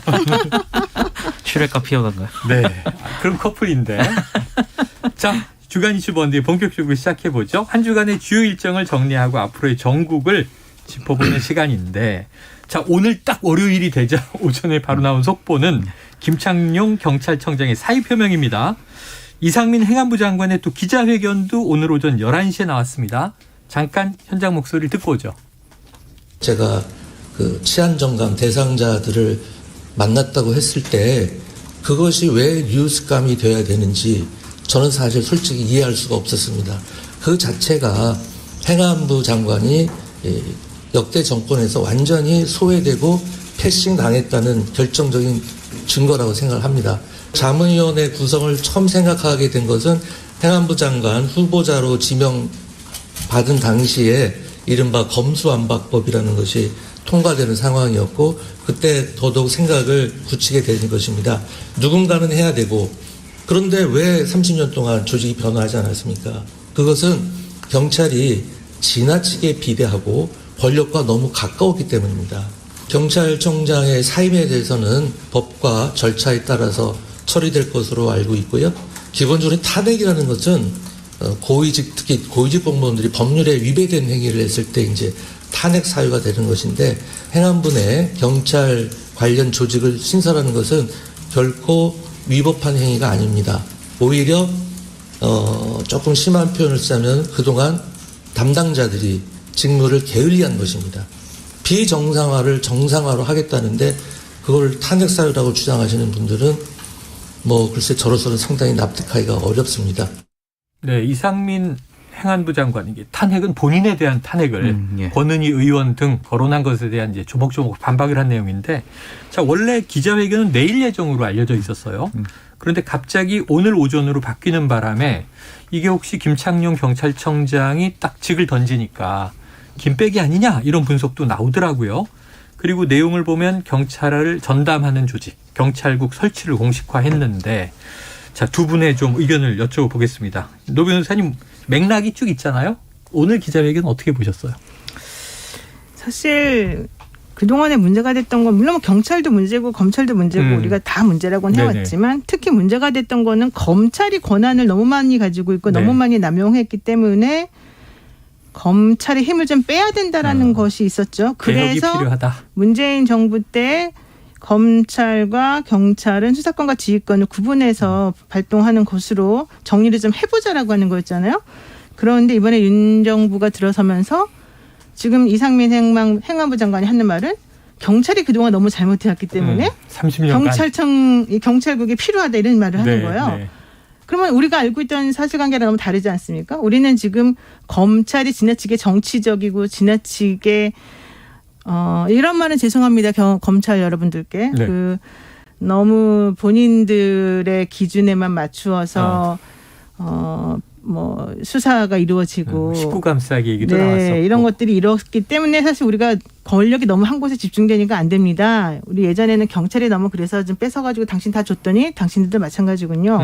이런 의미에서 우리가 사실은 나눠줘야 된다고 생각했더니 오히려 이제는 경찰이 그동안 그래왔으니까 검찰이 더 통제해야 돼라고 말하면서 이런 경찰국 신설하겠다라고 하는 거는 저는 전혀 내용이 안 맞는 말인 것 같고요. 또 하나 더 중요한 말이 하나가 있어요.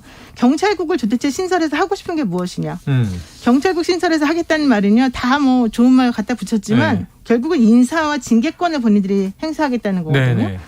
경찰에 대한 인사와 징계권을 행사하기 위해서 경찰국을 만든다? 그럼 결과적으로는 경찰은 무조건 검찰 밑에 있어야 되고 검찰의 말을 들어야 되는 것이고 수사나 이런 것들에 대한 독립성이 없어진다는 거예요. 근데 예전에 우리 그 법에 이런 게 있었잖아요. 경찰은 검찰의 수사 지휘를 받는다. 네네네. 근데 그 말이 지금 빠졌어요. 그거 하나 빼내기도 엄청 오래 걸렸단 말이에요.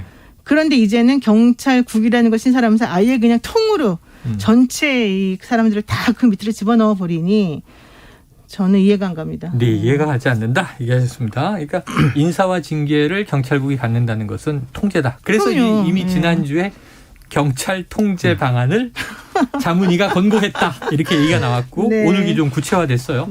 자, 임 대변인 입장은 좀 다르실 것 같은데 어떻게 들으셨습니까?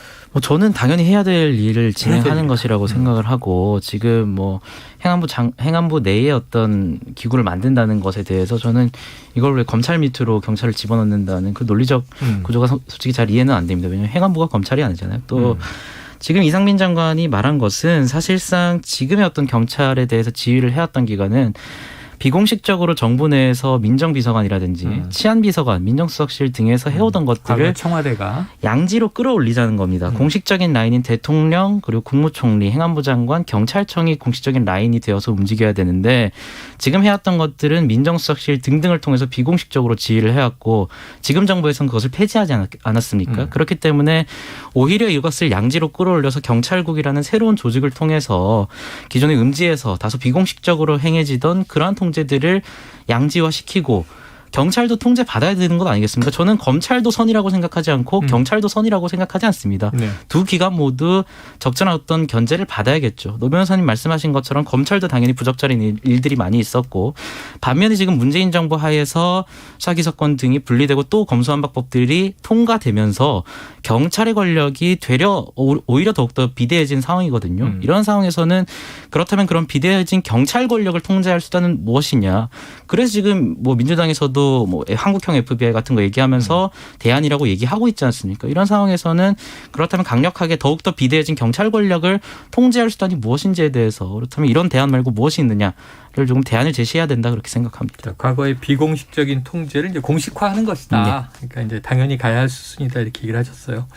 자, 현장의 목소리들이 뭐 서로 다 다르게 나오고 있습니다. 검찰 내부의 반대 기류, 우려, 시민단체, 여당, 야당 입장 다른데 지금 딱 두 분이 얘기하신 논리가 핵심적으로 이제 충돌하는 것 같아요. 자, 이상민 장관 목소리는 아까 들으셨으니까 그 전에 사의 표명이 먼저 나왔고 11시에 이상민 이제 장관의 기자회견이 있었고 그 다음에 다시 김창룡 경찰청장의 입장이 나온 것이 사의 표명의 이 배경과 이유가 뭐냐. 이게 지난주에 대통령이 국기문란 얘기하니까 책임지고 이건 제가 잘못했습니다 이건지 아니면 지금 경찰 통제 방안 잘못 가고 있습니다. 일종의 항명인지 이게 궁금했는데 지금 경찰 조직에 대한 향후 관리 방안에 대해서 상당히 부정적인 입장을 밝힌 것 같아요. 이 상황을 노 변호사님 해석은 항명으로 보십니까? 질책에 대한 책임 수용으로 보십니까? 저는 포기라고 보는데. 포기? 네. 제3의 길이네요. 포기는 뭐예요? 아니 본인이 할 수 있는 게 없잖아요. 본인이 할 수 있는 게 없다. 대통령이 국기문란 그 말 하는 순간 임기 한 달밖에 안 남았는데 알아서 하시오. 너가 해봤자 무슨 의미가 있냐 이런 메시지였잖아요 처음에. 네네네네. 본인이 뭘 하겠어요. 할 수 있는 게 없다. 본인이 예를 들면 임기 한 2년 남아있는 상황에서 이런 일이 벌어지면 내 직을 걸고서라도 차근차근히 뭔가 해보겠다라고 하겠지만 할 수 있는 게 하나도 없잖아요. 게다가 지금 이 사람들은 시행령이나 규칙을 가지고서 지금 모든 걸 좌지우지하고 있거든요. 네네, 법률이 아닙니다. 시행령하고 규칙을 가지고 저는 이런 식으로 하는 사람들은 처음 봤어요. 그러면서도 무조건 다 자기들이 잘했다는 얘기고 소통이 안 되잖아요. 그런데 경찰이 제가 우려를 많이 했죠. 그 선거하기 전에 네네. 분명히 이제 검찰총장인 대통령이 나오게 되면 그 전 정부에서 그러니까 문재인 정부에서 경찰과 검찰을 좀 나눠가지고 어쨌든 기능을 분리시키려고 해줬던 그 수많은 노력들은 다 물거품이 될 것이다. 그러니까 잘해야 된다. 그랬는데 결과적으로는 완전히 도로함이 타불이 됐고 또 내부적으로 이런 욕도 있어요. 이런 욕이에요. 이건 욕. 네, 뭐라고 욕이 나냐면 그냥 문재인 정부는 가만 내버려 뒀으면 그래도 그나마 날 것을 괜히 건드려가지고 더 나빠졌다. 네, 이건 진짜 제가 그런 말을 많이 들었어요. 일은 많아지고 책임은 많아지고 우리는 할 수 있는 게 하나도 없고 우리는 아예 밑에 하부조직으로 들어가는구나. 우리는 바보다. 이렇게 얘기된 사람들이 많더라고요. 자, 그래요. 그럼 어쨌든 경찰 내부의 반대 기류나 이제 여기에 대해서 아까 말씀하신 당연한 수순이면 다수의 경찰 조직이 필요한 게 정상화되고 투명화되니까 좋은 거네요 하고 좀 순응하면 좋은데 이 경찰 기류는 그게 아닌 것 같아서 어떻게 읽으십니까? 당연히 경찰의 입장에서는 어쨌든 그런 신설 기구를 띄운다는 것이 본인들이 해오던 관리와 굉장히 다른 것이기 때문에 불편하게는 느낄 수 있다라고 봅니다. 그럼에도 불구하고 정부의 입장에서는 국민적 방향에 맞는 것 그리고 명분을 가져갈 수 있는 기구를 택해야죠. 그래서 뭐 경찰의 어떤 이런 불만스러운 목소리도 뭐 귀 기울여 들을 필요는 있으나 어쨌든 경찰 조직을 그럼 통제할 수단은 무엇이냐에 대해서 경찰 스스로가 어떤 대안을 내놓고 있느냐 이 부분도 좀 살펴봐야 될 것 같고요. 뭐 이런 김창룡 청장의 표명은 사의성 표명이라고 봐야죠. 그리고 저는 뭐 대통령이 국기문란이라는 표현 자체는 조금 톤다운 됐으면 어땠을까라는 아쉬움은 있는데 근원적인 어떤 논란이 시작된 시작점을 보게 된다면은 경찰에서 관례라고 표현을 하긴 했지만 인사에 대해서 결재를 받지 않은 사항에 대해서 미리 내부적으로 발표를 한 것에 있어서 이것은 본인들은 관례라고 소명할 수는 있겠지만 대통령의 입장에서는 결재되지 않은 것이 지금 나간 상황이기 때문에 명백한 어떤 잘못은 분명히 피할 수 없다라는 생각이 들고 또 시행령 이런 얘기하셨는데 뭐 객관적으로 시행령 개수만 따져보면 문재인 정부에서 한 4,600건 정도 했고 이게 이명박 정부 박근혜 정부 3,600건 3,700건보다 한 25% 정도 늘어난 시행령 개수예요. 그래서 뭐 윤석열 정부가 시행령 정부다 이렇게 비난하시는 것은 조금 객관적 사실과 다르다 이런 말씀 드리고 저는 뭐 그럼에도 불구하고 계속 이런 이슈들이 계속해서 다른 이슈들을 덮는 것은 조금 부적절한 것 같습니다. 하루빨리 행안부 장관과 경찰청 사이 어떤 이권 다툼이라고 표현할 수도 있겠죠. 일부는 이런 어떤 싸움은 최대한 빨리 정리하고 지금 시급한 어떤 민생 사안들을 빨리 좀 화두에 오를 수 있게 도와야 되지 않나 그렇게 생각합니다. 민승호 대변인님, 제가 이 말을 안 할 수가 없어요. 윤석열 정부가 시행령 정부라는 비판은 부적절하다 말씀하셨잖아요. 윤석열 정부 지금 한 달 반밖에 안 됐어요. 지금 끝날 때 몇 개가 그거를 될지 이전에 5년 동안 했던 것하고 지금 비교를 하십니까? 그러니까 변호사님께서 말씀하신 게 제가 주장하고 싶어하는 내용은 시행령이나 규칙을 가지고서 정말 중요한 사람들 모든 국민에게 정말 중요한 국민의 권리 의무와 관련된 것들에 대해서 함부로 이렇게 막 이런 그 규칙 같은 걸 가지고서 옥죄는 건 옳지 않다는 걸 말하고 싶었던 건데 일단 대변인님이 그렇게 포인트를 달리 말하면서 잘못됐다 아니다라고 말을 하니까 제가 좀 지적을 한 거예요. 근데 중요한 건 아니에요. 문제는 아니었다. 한 번도 본 적이 없다길래 굉장히 많았다. 잘못된 거죠. 자, 한 달 반이라 숫자로 비교하기는 어렵습니다. 그러니까 임기가 끝날 때 양적인 비교는 또 해보도록 하고요. 아직 5년 남았습니다. 제가 지난주에 좀 흥미롭게 본 건 이런 대목이에요. 경찰 인사가 나왔는데 어쨌든 혼선이 있었죠. 그래서 이제 대통령은 이 국기문란이거나 혹은 중대한 공무원의 과오다 이렇게 얘기를 했고 또 법무부 지금 검찰총장이 공석이잖아요. 그런데 지금 검사 인사들도 막 나왔어요. 대통령이 여기도 답변을 해요. 법무부 장관이 알아서 잘했을 것이다. 근데 여기 검찰총장의 의견을 들어 이 조항이 지금 안 지켜지지 않았습니까? 그러니까 이게 참 문제라는 거예요. 예전에 추미애 장관이 있을 때 본인이 검찰총장 할 때 인사에 있어서 왜 검찰총장의 의견을 들어라는 말을 패싱하고 나를 그렇게 식물총장 만들었느냐 라고 강력히 얘기를 하시고 본인이 식물총장이라고 스스로 그 언급을 하셨던 분이 이번에는 총장도 없고 법무부 장관이 모든 권한을 가지고 지금 다 하잖아요. 정말 정치, 경제 뭐 안 가리는 게 없더라고요. 그런 상황에서의 지금 똑같은 상황이 벌어진 것에 대해서는 왜 장관이 잘하겠지 이렇게 말하는 데다가 기자들이 물어보잖아요. 아 이거 식물총장 논란 얘기했었던 거 혹시 기억하시냐 그랬더니 검찰총장이 어떻게 식물총장이 되죠?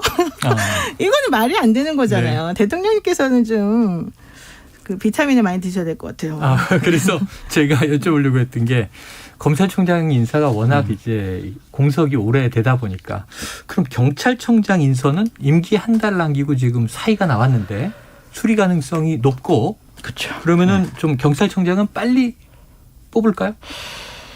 저는 지금 뭐 거론되는 분들이 경찰직에서 굉장히 오랫동안 경륜을 하셨던 분들이기 때문에 최대한 빨리 인선이 되지 않을까 하는 생각하고 있는데 저는 검찰총장 인선도 마찬가지로 좀 빨리 할 필요가 있지 않나요? 왜냐하면 이것과 관련해서 말씀하신 것처럼 비판의 여지도 충분히 있다라고 생각을 합니다. 물론 뭐 그 당시에 윤석열 총장과는 상황적으로는 다르지만 그럼에도 불구하고 검찰총장이 없음으로써 법무부 장관에게 쏠릴 수 있는 권한이라는 것도 있을 수 있고 또 충분한 그 비판을 결국에는 이것도 계속해서 이런 이슈를 놔두게 되면 다른 민생 사안을 다루지 못하게 되고 이 이슈에 대해서 계속 화두가 될 수밖에 없기 때문에 저는 뭐 그런 비판도 수용하고 같은 속도로 갔으면 좋겠다 이렇게 생각합니다. 근데 사람이 없는 건 아닐 텐데 뭐 숫자는 뭐 검사 숫자가 제한적이지만 총장을 왜 이렇게 오래 인선을 못하고 있다고 보세요?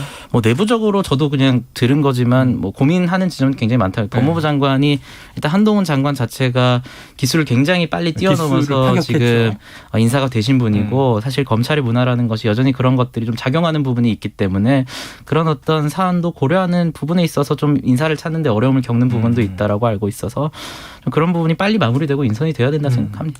자, 노 변호사님 갑자기 궁금해서 검사 조직 내부는 굉장히 기수 문화가 좀 엄격해서 후배가 상관이 돼버리면 옷을 벗잖아요. 근데 법무부 장관은 검찰 조직은 아니니까 행정가로 갔는데 검찰총장이 한동훈 장관보다 기수가 높으면 안 돼요? 뭐 형식적으로야 높고 안 높고 상관이 없겠지만 문제는 없지만 현실적으로는 법무부 장관은 원래가 검찰하고 그 구조적으로 신분이 달랐던 사람들이잖아요. 예전에 검찰총장은 당연히 검사부터 쭉 올라갔던 사람이고 그랬었죠. 법무부 장관은 뭐 그런 사람도 있지만 판사 출신도 있고 변호사 출신도 비검사도 있고 교수 있고. 출신도 있고 그랬단 말이죠. 그러니까 그 둘 간의 기수는 사실 기수가 없는 사람도 있잖아요. 교수들은 그렇죠. 기수가 없는 거니까. 그러니까 그거를 이렇게 심각하게 생각하지 않았는데 이번에는 윤석열 정부 들어서면서는 전부 다 검찰로 인사가 짜지다 보니까 이 기수를 무시할 수가 없게 된 것 같아요. 법무부까지도 확장이 됐다. 네, 게다가 윤석열 대통령이 지난번에 본인이 중앙지검장 되고 검찰총장 되면서 기수를 엄청나게 파괴시켜가지고 올라가면서 사실은 되게 문제가 많았었거든요. 그러니까 그런 것들까지 이제 생각을 하다 보니까 법무부 장관이 통화를 했는데 자기보다 선배들이 밑에서 총장이다 뭐다 하면 힘든 거죠. 아유, 시간이 너무 잘 가네요. 오늘도 월요일이라 뉴스가 많습니다. 제가 궁금한 걸 여쭤보느라고 시간이 더 갔네요. 자, 지금 노영희 변호사, 임승호 전 국민의힘 대변인과 주간 이슈 먼데이 하고 있는데 지금 여야 간 전선이 한두 군데가 아닙니다. 그런데 당 내부에 이른바 내홍이 더 시끌시끌해서 자, 이제 임승호 대변인님 나오셨으니까 여당 여쭤볼게요. 이 혁신이 첫 회의가 이제 오늘 있는 거고 다음 주에 이준석 대표의 징계위 소명 절차가 열려요.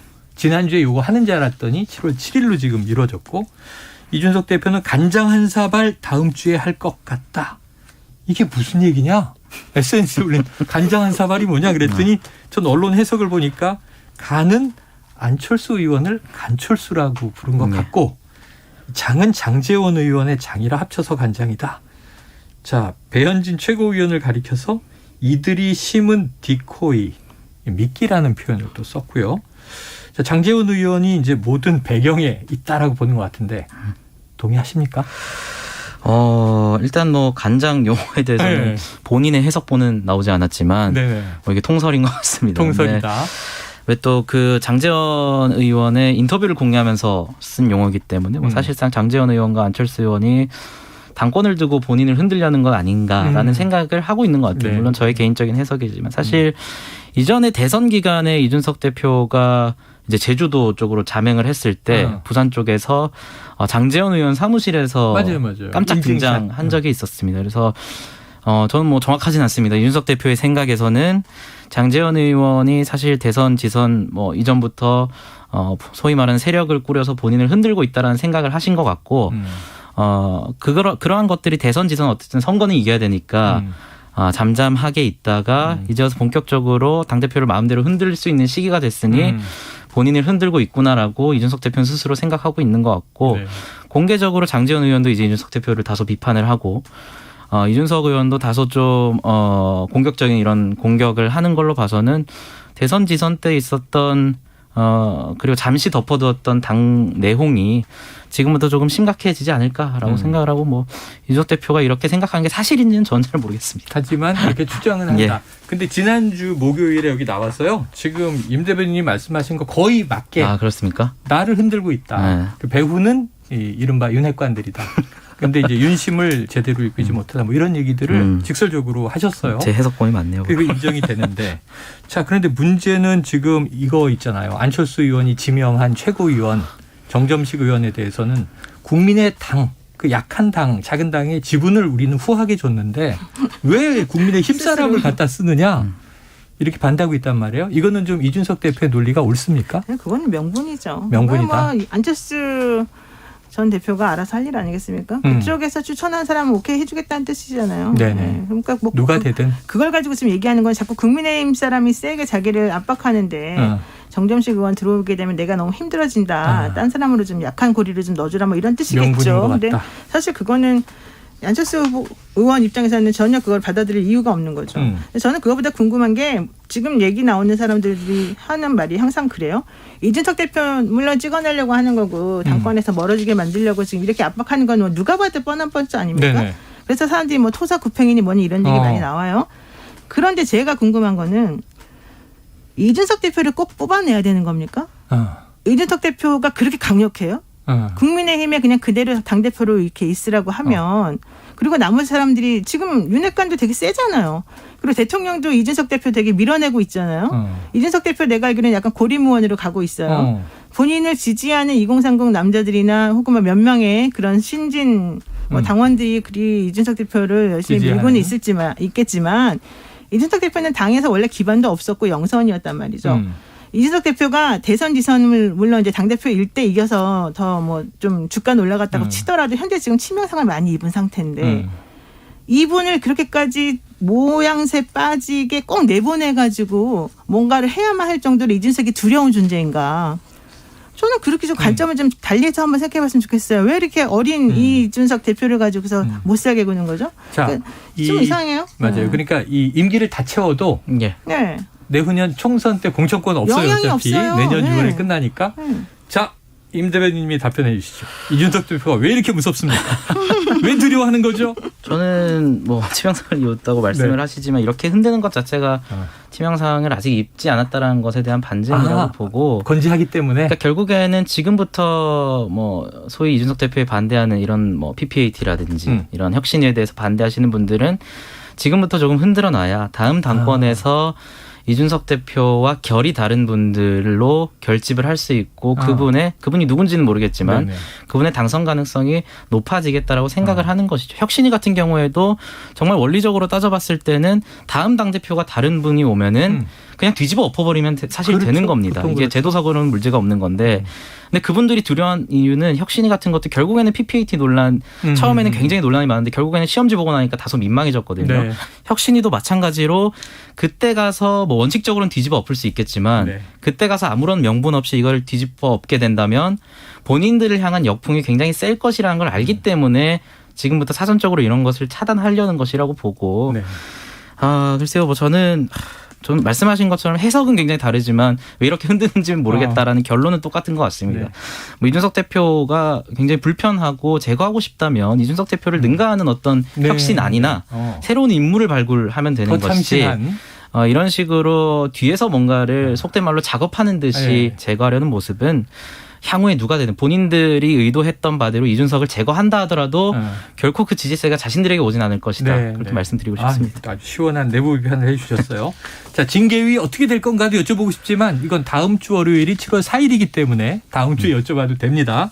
자, 야당 민주당으로 넘어갑니다. 조금 전에 김남국 의원 인터뷰 있었는데 혹시 들으셨겠습니다만 자, 이재명 의원이 측근들의 말에 따르면 이번 주말이나 다음 주 정도에 출마 여부를 정할 것이다. 7월 초 정도에 정할 것이다. 그런데 이재명 의원 108번내 얘기를 해서 이게 화두가 돼버렸는데요. 이재명 의원의 108번내는 과연 무엇인가? 노 변호사님 뭔가요? 명분을 좀 더 멋있게 만들겠다는 게 108번내겠죠. 사실 이재명 의원이 안 나가겠다 생각은 한 적은 없을 거예요. 나는 무조건 나갈 거다. 뜻은 다만, 정해져 있다. 다만 어떻게 나가는 것이 좀 저항을 좀 약하게 만들고 나를 지지하지 않는 수많은 그 기존의 그 계파들을 조금 더 좋게 만들 수 있을 것인가 뭐 이런 생각하는 것 같고요. 그러니까 108번에 얘기는 했음에도 불구하고 계속 본인을 지지하는 지지 세력들하고는 계속해서 소통을 하고 있잖아요. 그리고 저는 그런 생각도 해요. 만약에 이재명 의원을 그럼 나가지 말라고 해요. 다 나가지 말라고 하니까 이번에 워커숍 갔어도 나가지 말랬잖아요. 불출마. 네, 그럼 누가 나가는 게 가장 민주당에 좋을까요? 한번 얘기해 보세요. 저는 그래서 없어요. 사람이 별로 대안이 별로 없다니까요. 안 나간다는 분들은 많은데 나간다는 분들은 이재명 의원은 그러니까 이재명 의원이 안 나가는 건 좋아요. 근데 만약에 그분이 나가가지고 더 문제가 되고 시끄럽다면 나가지 말라고 저도 하고 싶어요. 근데 그분이 안 나갔으면은 나오겠다는 사람들이 김민석 의원 나온다고 그러더라고요. 김민석 의원이 나오면은 이재명 의원이 나왔을 때처럼 그렇게 개혁의 아이콘처럼 뭔가를 행정적인 능력이나 뭐나 이런 거 보여줄 수 있겠습니까? 저는 아니라고 봐요. 그래서 대안 없는 비판, 대안 없는 이런 그 무책임한 소리는 저 같은 사람이 하는 거니까. 외부에서 하면 되니까. 저보고 하라 그러고 다른 분들은 제발 당 사람들은 정말 당을 위해서 좀 생각을 좀 해줘라. 그래야지 지지자들이 따라가는 거 아니겠느냐. 그런 의미에서 대안 없는 이런 이상한 얘기는 좀 그만 좀 했으면 좋겠어요. 솔직히 심적인 얘기를 해주셨네요. 역시 질문을 저한테 하셔서 곰곰 생각해보니까 저희가 인터뷰한 중에는 나올 것 같은 고심 중인 분은 박용진 의원 정도가 있었어요. 박용진, 김민석 두 분이에요. 그분은 아무것도 없어. 그렇죠. 자, 이게 다른 당 얘기긴 합니다만 임 대변인님, 뭐 이게 정치를 워낙 해박하고 명쾌하게 얘기해 주시니까 이재명 의원의 108번내 어떻게 결론 날까요? 108번내를 진위의 108번내를 하시려면 대선 패배 이후에 바로 하셨어야죠. 108번내를 하셨다면 인천도 안 나오셨을 것 같고 그래서 이 108번내는 뭐 말씀하신 것처럼 명분을 만들어야죠. 왜냐하면 대선과 지선을 책임지고 패배한 선대위원장과 대선 후보가 또다시 당대표에 도전하기 위해서는 몇 개월 지나지 않아서 도전하기 위해서는 정말 그럴듯한 명분을 만들어내야 되기 때문에 전략적으로 답변을 회피하고 있는 상황이다. 그래서 결과적으로는 많은 분들이 예상하듯이 나올 것이라고 보고 이분의 출마를 막을 방법은 없다라고 봐서 네. 저는 뭐 안 나오시는 게 민주당에게 좋지 않을까라는 생각했는데 결국엔 나오실 거니까 이렇게 된 이상 지금 뭐 철험회처럼 좀 강성적인 분들도 최고위원에 도전한다고 하시니 다 같이 나왔으면 좋겠습니다. 뭐 젊은 분들이든 뭐 97 기수론인가요? 이러면서 그런 분들도 나오시고 다 같이 나와서 그냥 이번 기회를 민주당의 어떤 골문 상처들을 솔직하게 다 드러내놓고 한번 제대로 싸워보는 그런 시간을 가진 다음에 거기서 승리한 뭐 세력이라고 할까요? 그런 분을 중심으로 다시 개편하는 게 가장 현실적이고 빠르게 정리할 수 있는 방안이 되지 않을까 그렇게 생각합니다. 너무 젊은이가 아주 건강하게 얘기를 딱 해주셨는데 지금 딱 제가 보니까 검은 마스크, 검은 옷을 입고 오셔서 약간 자객의 느낌도 있습니다. 자, 민주당 참조하시고요. 오늘 시간이 너무 잘 갔네요. 주간 이슈 먼데이. 자, 노영희 변호사, 임승호 전 대변인과 함께했습니다. 여기서 정리하죠. 고맙습니다. 고맙습니다. 감사합니다. Splish splash, I was taking a bath. Long about a Saturday night.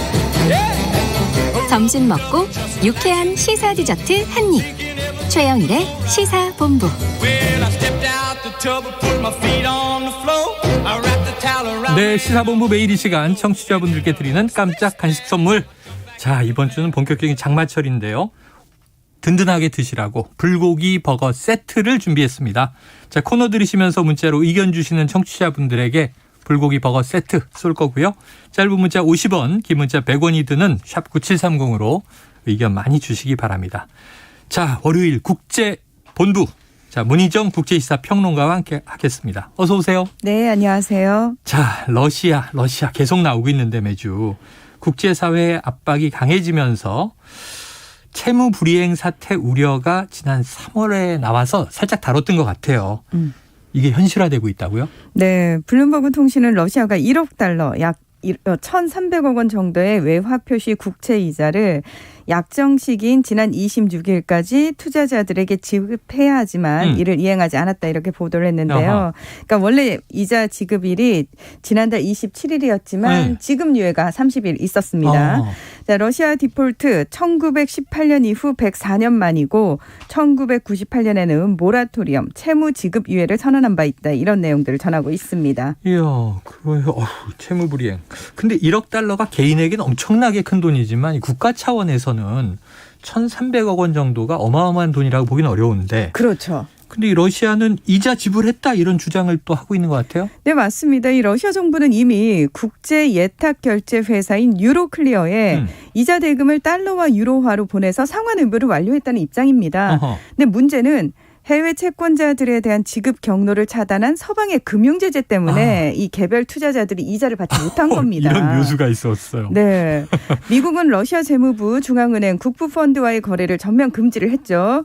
그래서 러시아 정부가 지금 국제 결제 시스템 스위프트에 접근하지 못해서 해외에 보유한 외환 보유고 접근이 어려운 상태입니다. 다만 러시아에 공식적으로 디폴트가 선언될 가능성은 낮은데요. 주요 신용평가사가 채무 불이행 여부를 판단을 하지만 제재 때문에 지금 러시아의 국채를 평가하지 못하기 때문입니다. 네. 러시아가 이미 제재로 국제금융체계에서 고립됐기 때문에 디폴트 선언이 상징적인 부분에서 그칠 것이다. 이런 분석이 큽니다. 아까 제가 말씀하실 때 이게 묘수구만 이런 생각이 든 게 우리는 이자랑 돈 다 줬어. 근데 서방 세계가 지금 지급 채널을 막고 있기 때문에 거죠. 돈이 안 갔을 뿐이야. 네. 디폴트 아니야. 지금 이런 얘기네요. 네. 자, 미국을 포함한 서방 국가들은 어떻게든 러시아를 좀 디폴트 상황으로 경제 제재의 효과니까 몰아가는 분위기인데 러시아의 버티기도 지금 만만치 않아 보이고요. 자, 이게 이른바 또 러시아가 오히려 돈을 뒤로 잘 벌고 있다. 굉장히 잘 벌고 있죠. 지금 러시아. 예. 서기 때문에. 예, 호황입니다. 아이고, 앞으로 어떻게 될지 지켜봐야 될 것 같습니다. 예. 자, 그런데 한편 미국에서는요.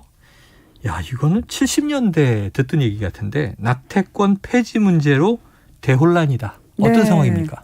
자, 지난 24일 미국 연방대법원이 임신 6개월 이전까지 여성의 낙태를 합법화한 로 대 웨이드 판결을 공식 폐기했기 때문인데요. 자, 일단 정말 국제뉴스에서 많이 보셨을 것 같아요. 로 대 웨이드. 이 판결이 뭔지 말씀을 드리면은 이 낙태를 허용해달라는 제인 로라는 여성과 이 당시 소송의 상대방이 된 헨리 웨이드 댈러스 카운티 지방검사장의 이름을 따서 로 대 웨이드 판결인데요. 자, 1973년에 미국 연방대법원은 임신 후 첫 3개월 동안에는 어떤 이유로든 여성의 낙태권을 보장하는 대신에 이후 3개월간은 각 주 정부가 산모 건강 보호 등을 위해서 일부 규제를 도입할 수 있도록 허용을 해줬습니다. 그래서 이게 이제 이후 49년간 낙태 합법화의 근간이 돼 왔는데 이번에 이제 이게 폐기가 됐다라는 네네. 거죠. 대법원은 뭐라고 얘기를 했냐면 헌법에는 낙태에 대한 언급이 없고 그런 권리는 헌법상 어떤 조항에 의해서도 암묵적으로도 보호되지 않는다. 이제 헌법에 유의해서 낙태 문제 결정을 국민이 선출한 대표에게 돌려줄 때라고 네. 주장을 하고 있는 겁니다. 자, 이에 따라서 미국에서 낙태에 대한 헌법상 권리는 인정되지 않고요. 어허. 낙태권의 존폐 결정은 각 주 정부와 의회 권한으로 넘어가게 됐습니다. 네, 네. 자, 이렇게 낙태 허용 여부를 각 주 차원에서 결정하게 되면서 미국 50개 중에서 보수 성향인 26개 주가 낙태를 사실상 금지할 전망입니다. 73년 법안이 지금 21세기 들어와서 헌법상에 이런 것은 권한 없다. 알아서들 하시오. 그래서 미국의 50개 주가 다 다른 판단을 하게 될 상황인데 거의 뭐 절반이 좀 넘는 26개 주는 보수 성향의 이제 주기 때문에 낙태가 금지될 전망이다.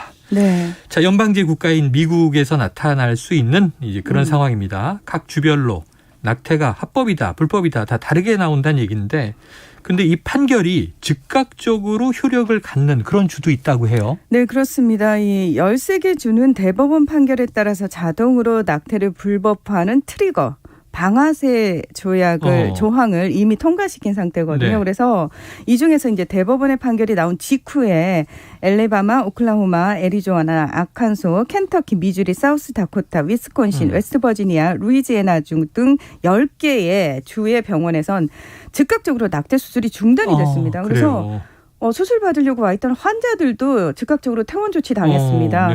또 아이다호, 테네시, 텍사스 주에서는 30일 뒤부터 낙태가 금지될 전망입니다.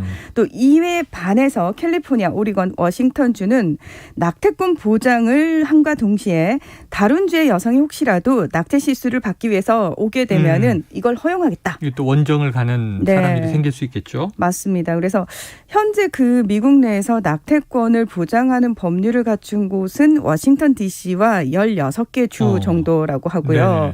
지금 아마존, 애플, 마이크로소프트 등 그 우리가 흔히 이름만 들으면 아는 기업들 같은 경우에는 IT 기업들이네요. 예, 낙태 금지주에 거주하는 직원이 이 낙태권이 보장된 다른 주로 이동해서 원정 시술을 받을 경우 관련 비용을 지원하겠다. 이런 입장을 밝히고 있습니다. 참, 법률적 결정인지 기업에까지 이게 또 이 기업들을 부러워하는 분들도 있을 거 아니에요.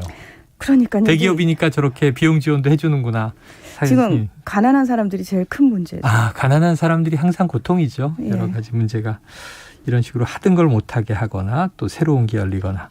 참 이 판결에 반대하는 시민 수천 명이 시위를 벌이고 있다 이런 소식도 들리던데 그러다 보니까 이게 워낙 이제 정치적 쟁점으로 막 발화하는 그런 상황인 것 같아요. 네, 그렇습니다. 미국에서 낙태권 문제는 진보와 보수를 구분하는 첨예한 논쟁거리인 동시에 이 낙태를 찬성하는 민주당 그리고 반대하는 공화당을 구분하는 대표적인 정책 사안인데요. 이 선거 때마다 등장하는 핵심 의제이기도 합니다. 맞아요. 그랬던 것 같아요. 자, 지금 11월 중간 선거를 앞두고 이미 정치 쟁점화되고 있는데 조 바이든 미국 대통령은 긴급 대국민 연설을 통해서 주정부법으로 낙태가 불법이었던 1800년대로 돌아간 것이다. 대법원이 미국을 150년 전으로 돌려놓았다고 비판을 하면서 의회가 연방정부 차원의 법을 제정할 수 있도록 중간선거에서 민주당을 지지해달라. 이렇게 촉구를 하고 있고요. 선거운동의 주요 이슈가 됐네요. 그렇습니다. 자, 공화당은 대체로 판결을 환영하는 분위기인데요. 자, 특히 연방대법원의 대법관 3명을 보수 성향 인사로 임명했던 분이 있죠. 그래서 연방대법원을 보수 6대 진보 3의 지형을 만든 도널드 트럼프 전 대통령은 폭스뉴스에 출연해서 오래전에 줘야 할 권리를 되돌려주는 것이다. 이거 다 내가 만든 내 덕분이야 라고 이야기를 했습니다. 트럼프 전 대통령의 포석으로 우리나라도 가끔 이런 얘기가 나오긴 하는데 연방대법원의 대법관 성향이 진보가 다수냐 보수가 다수냐에 따라서 전혀 다른 결정이 나와서 사회적인 또 혼란이 야기되기도 합니다. 자, 국제사회에서도 비판의 목소리들이 많이 나오는 것 같아요. 네, 에마누엘 마크롱 프랑스 대통령, 또 지스탱 트리도 캐나다 총리, 보리스 존슨 영국 총리, 페드로 산체스 스페인 총리 등은 낙태는 모든 여성의 기본권이라면서 이번 판결을 비판하고 있습니다. 네. 미첼 바체르트 유엔 인권 최고대표도 성명을 통해서 이번 판결이 여성 인권과 성평등에 있어서 큰 타격이라고 우려했습니다. 지금 세계보건기구에 따르면 전 세계 196개 나라 가운데 우리나라를 포함한 134개 나라가 낙태를 부분적으로 허용하고 있고요. 네. 캐나다와 중국 등 4개 나라는 낙태에 아무 제한을 두지 않고 있습니다. 우리나라는 2019년 헌법재판소가 낙태죄 헌법 불합치 결정을 내렸어요. 근데 국회의 보완 입법이 지금 이루어지지 않고 있기 때문에 네. 현재로서는 낙태에 대한 규정도 처벌도 없는 상태입니다. 무법 상태입니다. 지금 말씀하신 그 상황인 것 같아요. 어찌 보면은 이제 낙태가 허용되지 않다가 오랫동안 헌법재판소가 낙태를 한다고 해서 처벌하는 것은 헌법에 합치하지 않는다 하는 결정까지 나왔는데. 그렇죠. 그다음에 이게 말씀하신 대로 무법지대다. 이거는 빨리 후속 보완이 좀 이루어져야 할 상황 아닌가. 근데 아까 말씀하신 대로 세계보건기구에 따르면 세계 196개 나라 중에 이 134개국이 낙태를 부분적으로 허용하는데 우리도 여기에 포함되어 있긴 하군요. 그렇습니다. 알겠습니다. 오늘 소식 여기까지 정리해보죠. 오늘 말씀 고맙습니다. 네, 고맙습니다. 예, 지금까지 국제본부 문희정 국제시사평론가와 함께했습니다. 자, 오늘 간식 불고기 버거 세트 받으실 청취자분은요. 9698-7133-6728-1350-1776번입니다. 자, 오늘 준비한 최영일의 시사본부 다 전해드렸습니다. 여기서 마무리할 텐데 자, 한 가지 좀 공지를 말씀드립니다. 조금 전 오후 1시 45분부터 경남 밀양시 지역에 호우경보가 발효됐습니다. 자, 잘 호우경보, 호우주의보 들으시고요. 이번 주 비 피해 없도록, 비 피해 없는 한 주 보내도록 함께 주의했으면 합니다. 자, 저는 내일 낮 12시 20분에 다시 돌아오겠습니다. 청취해 주신 여러분 고맙습니다.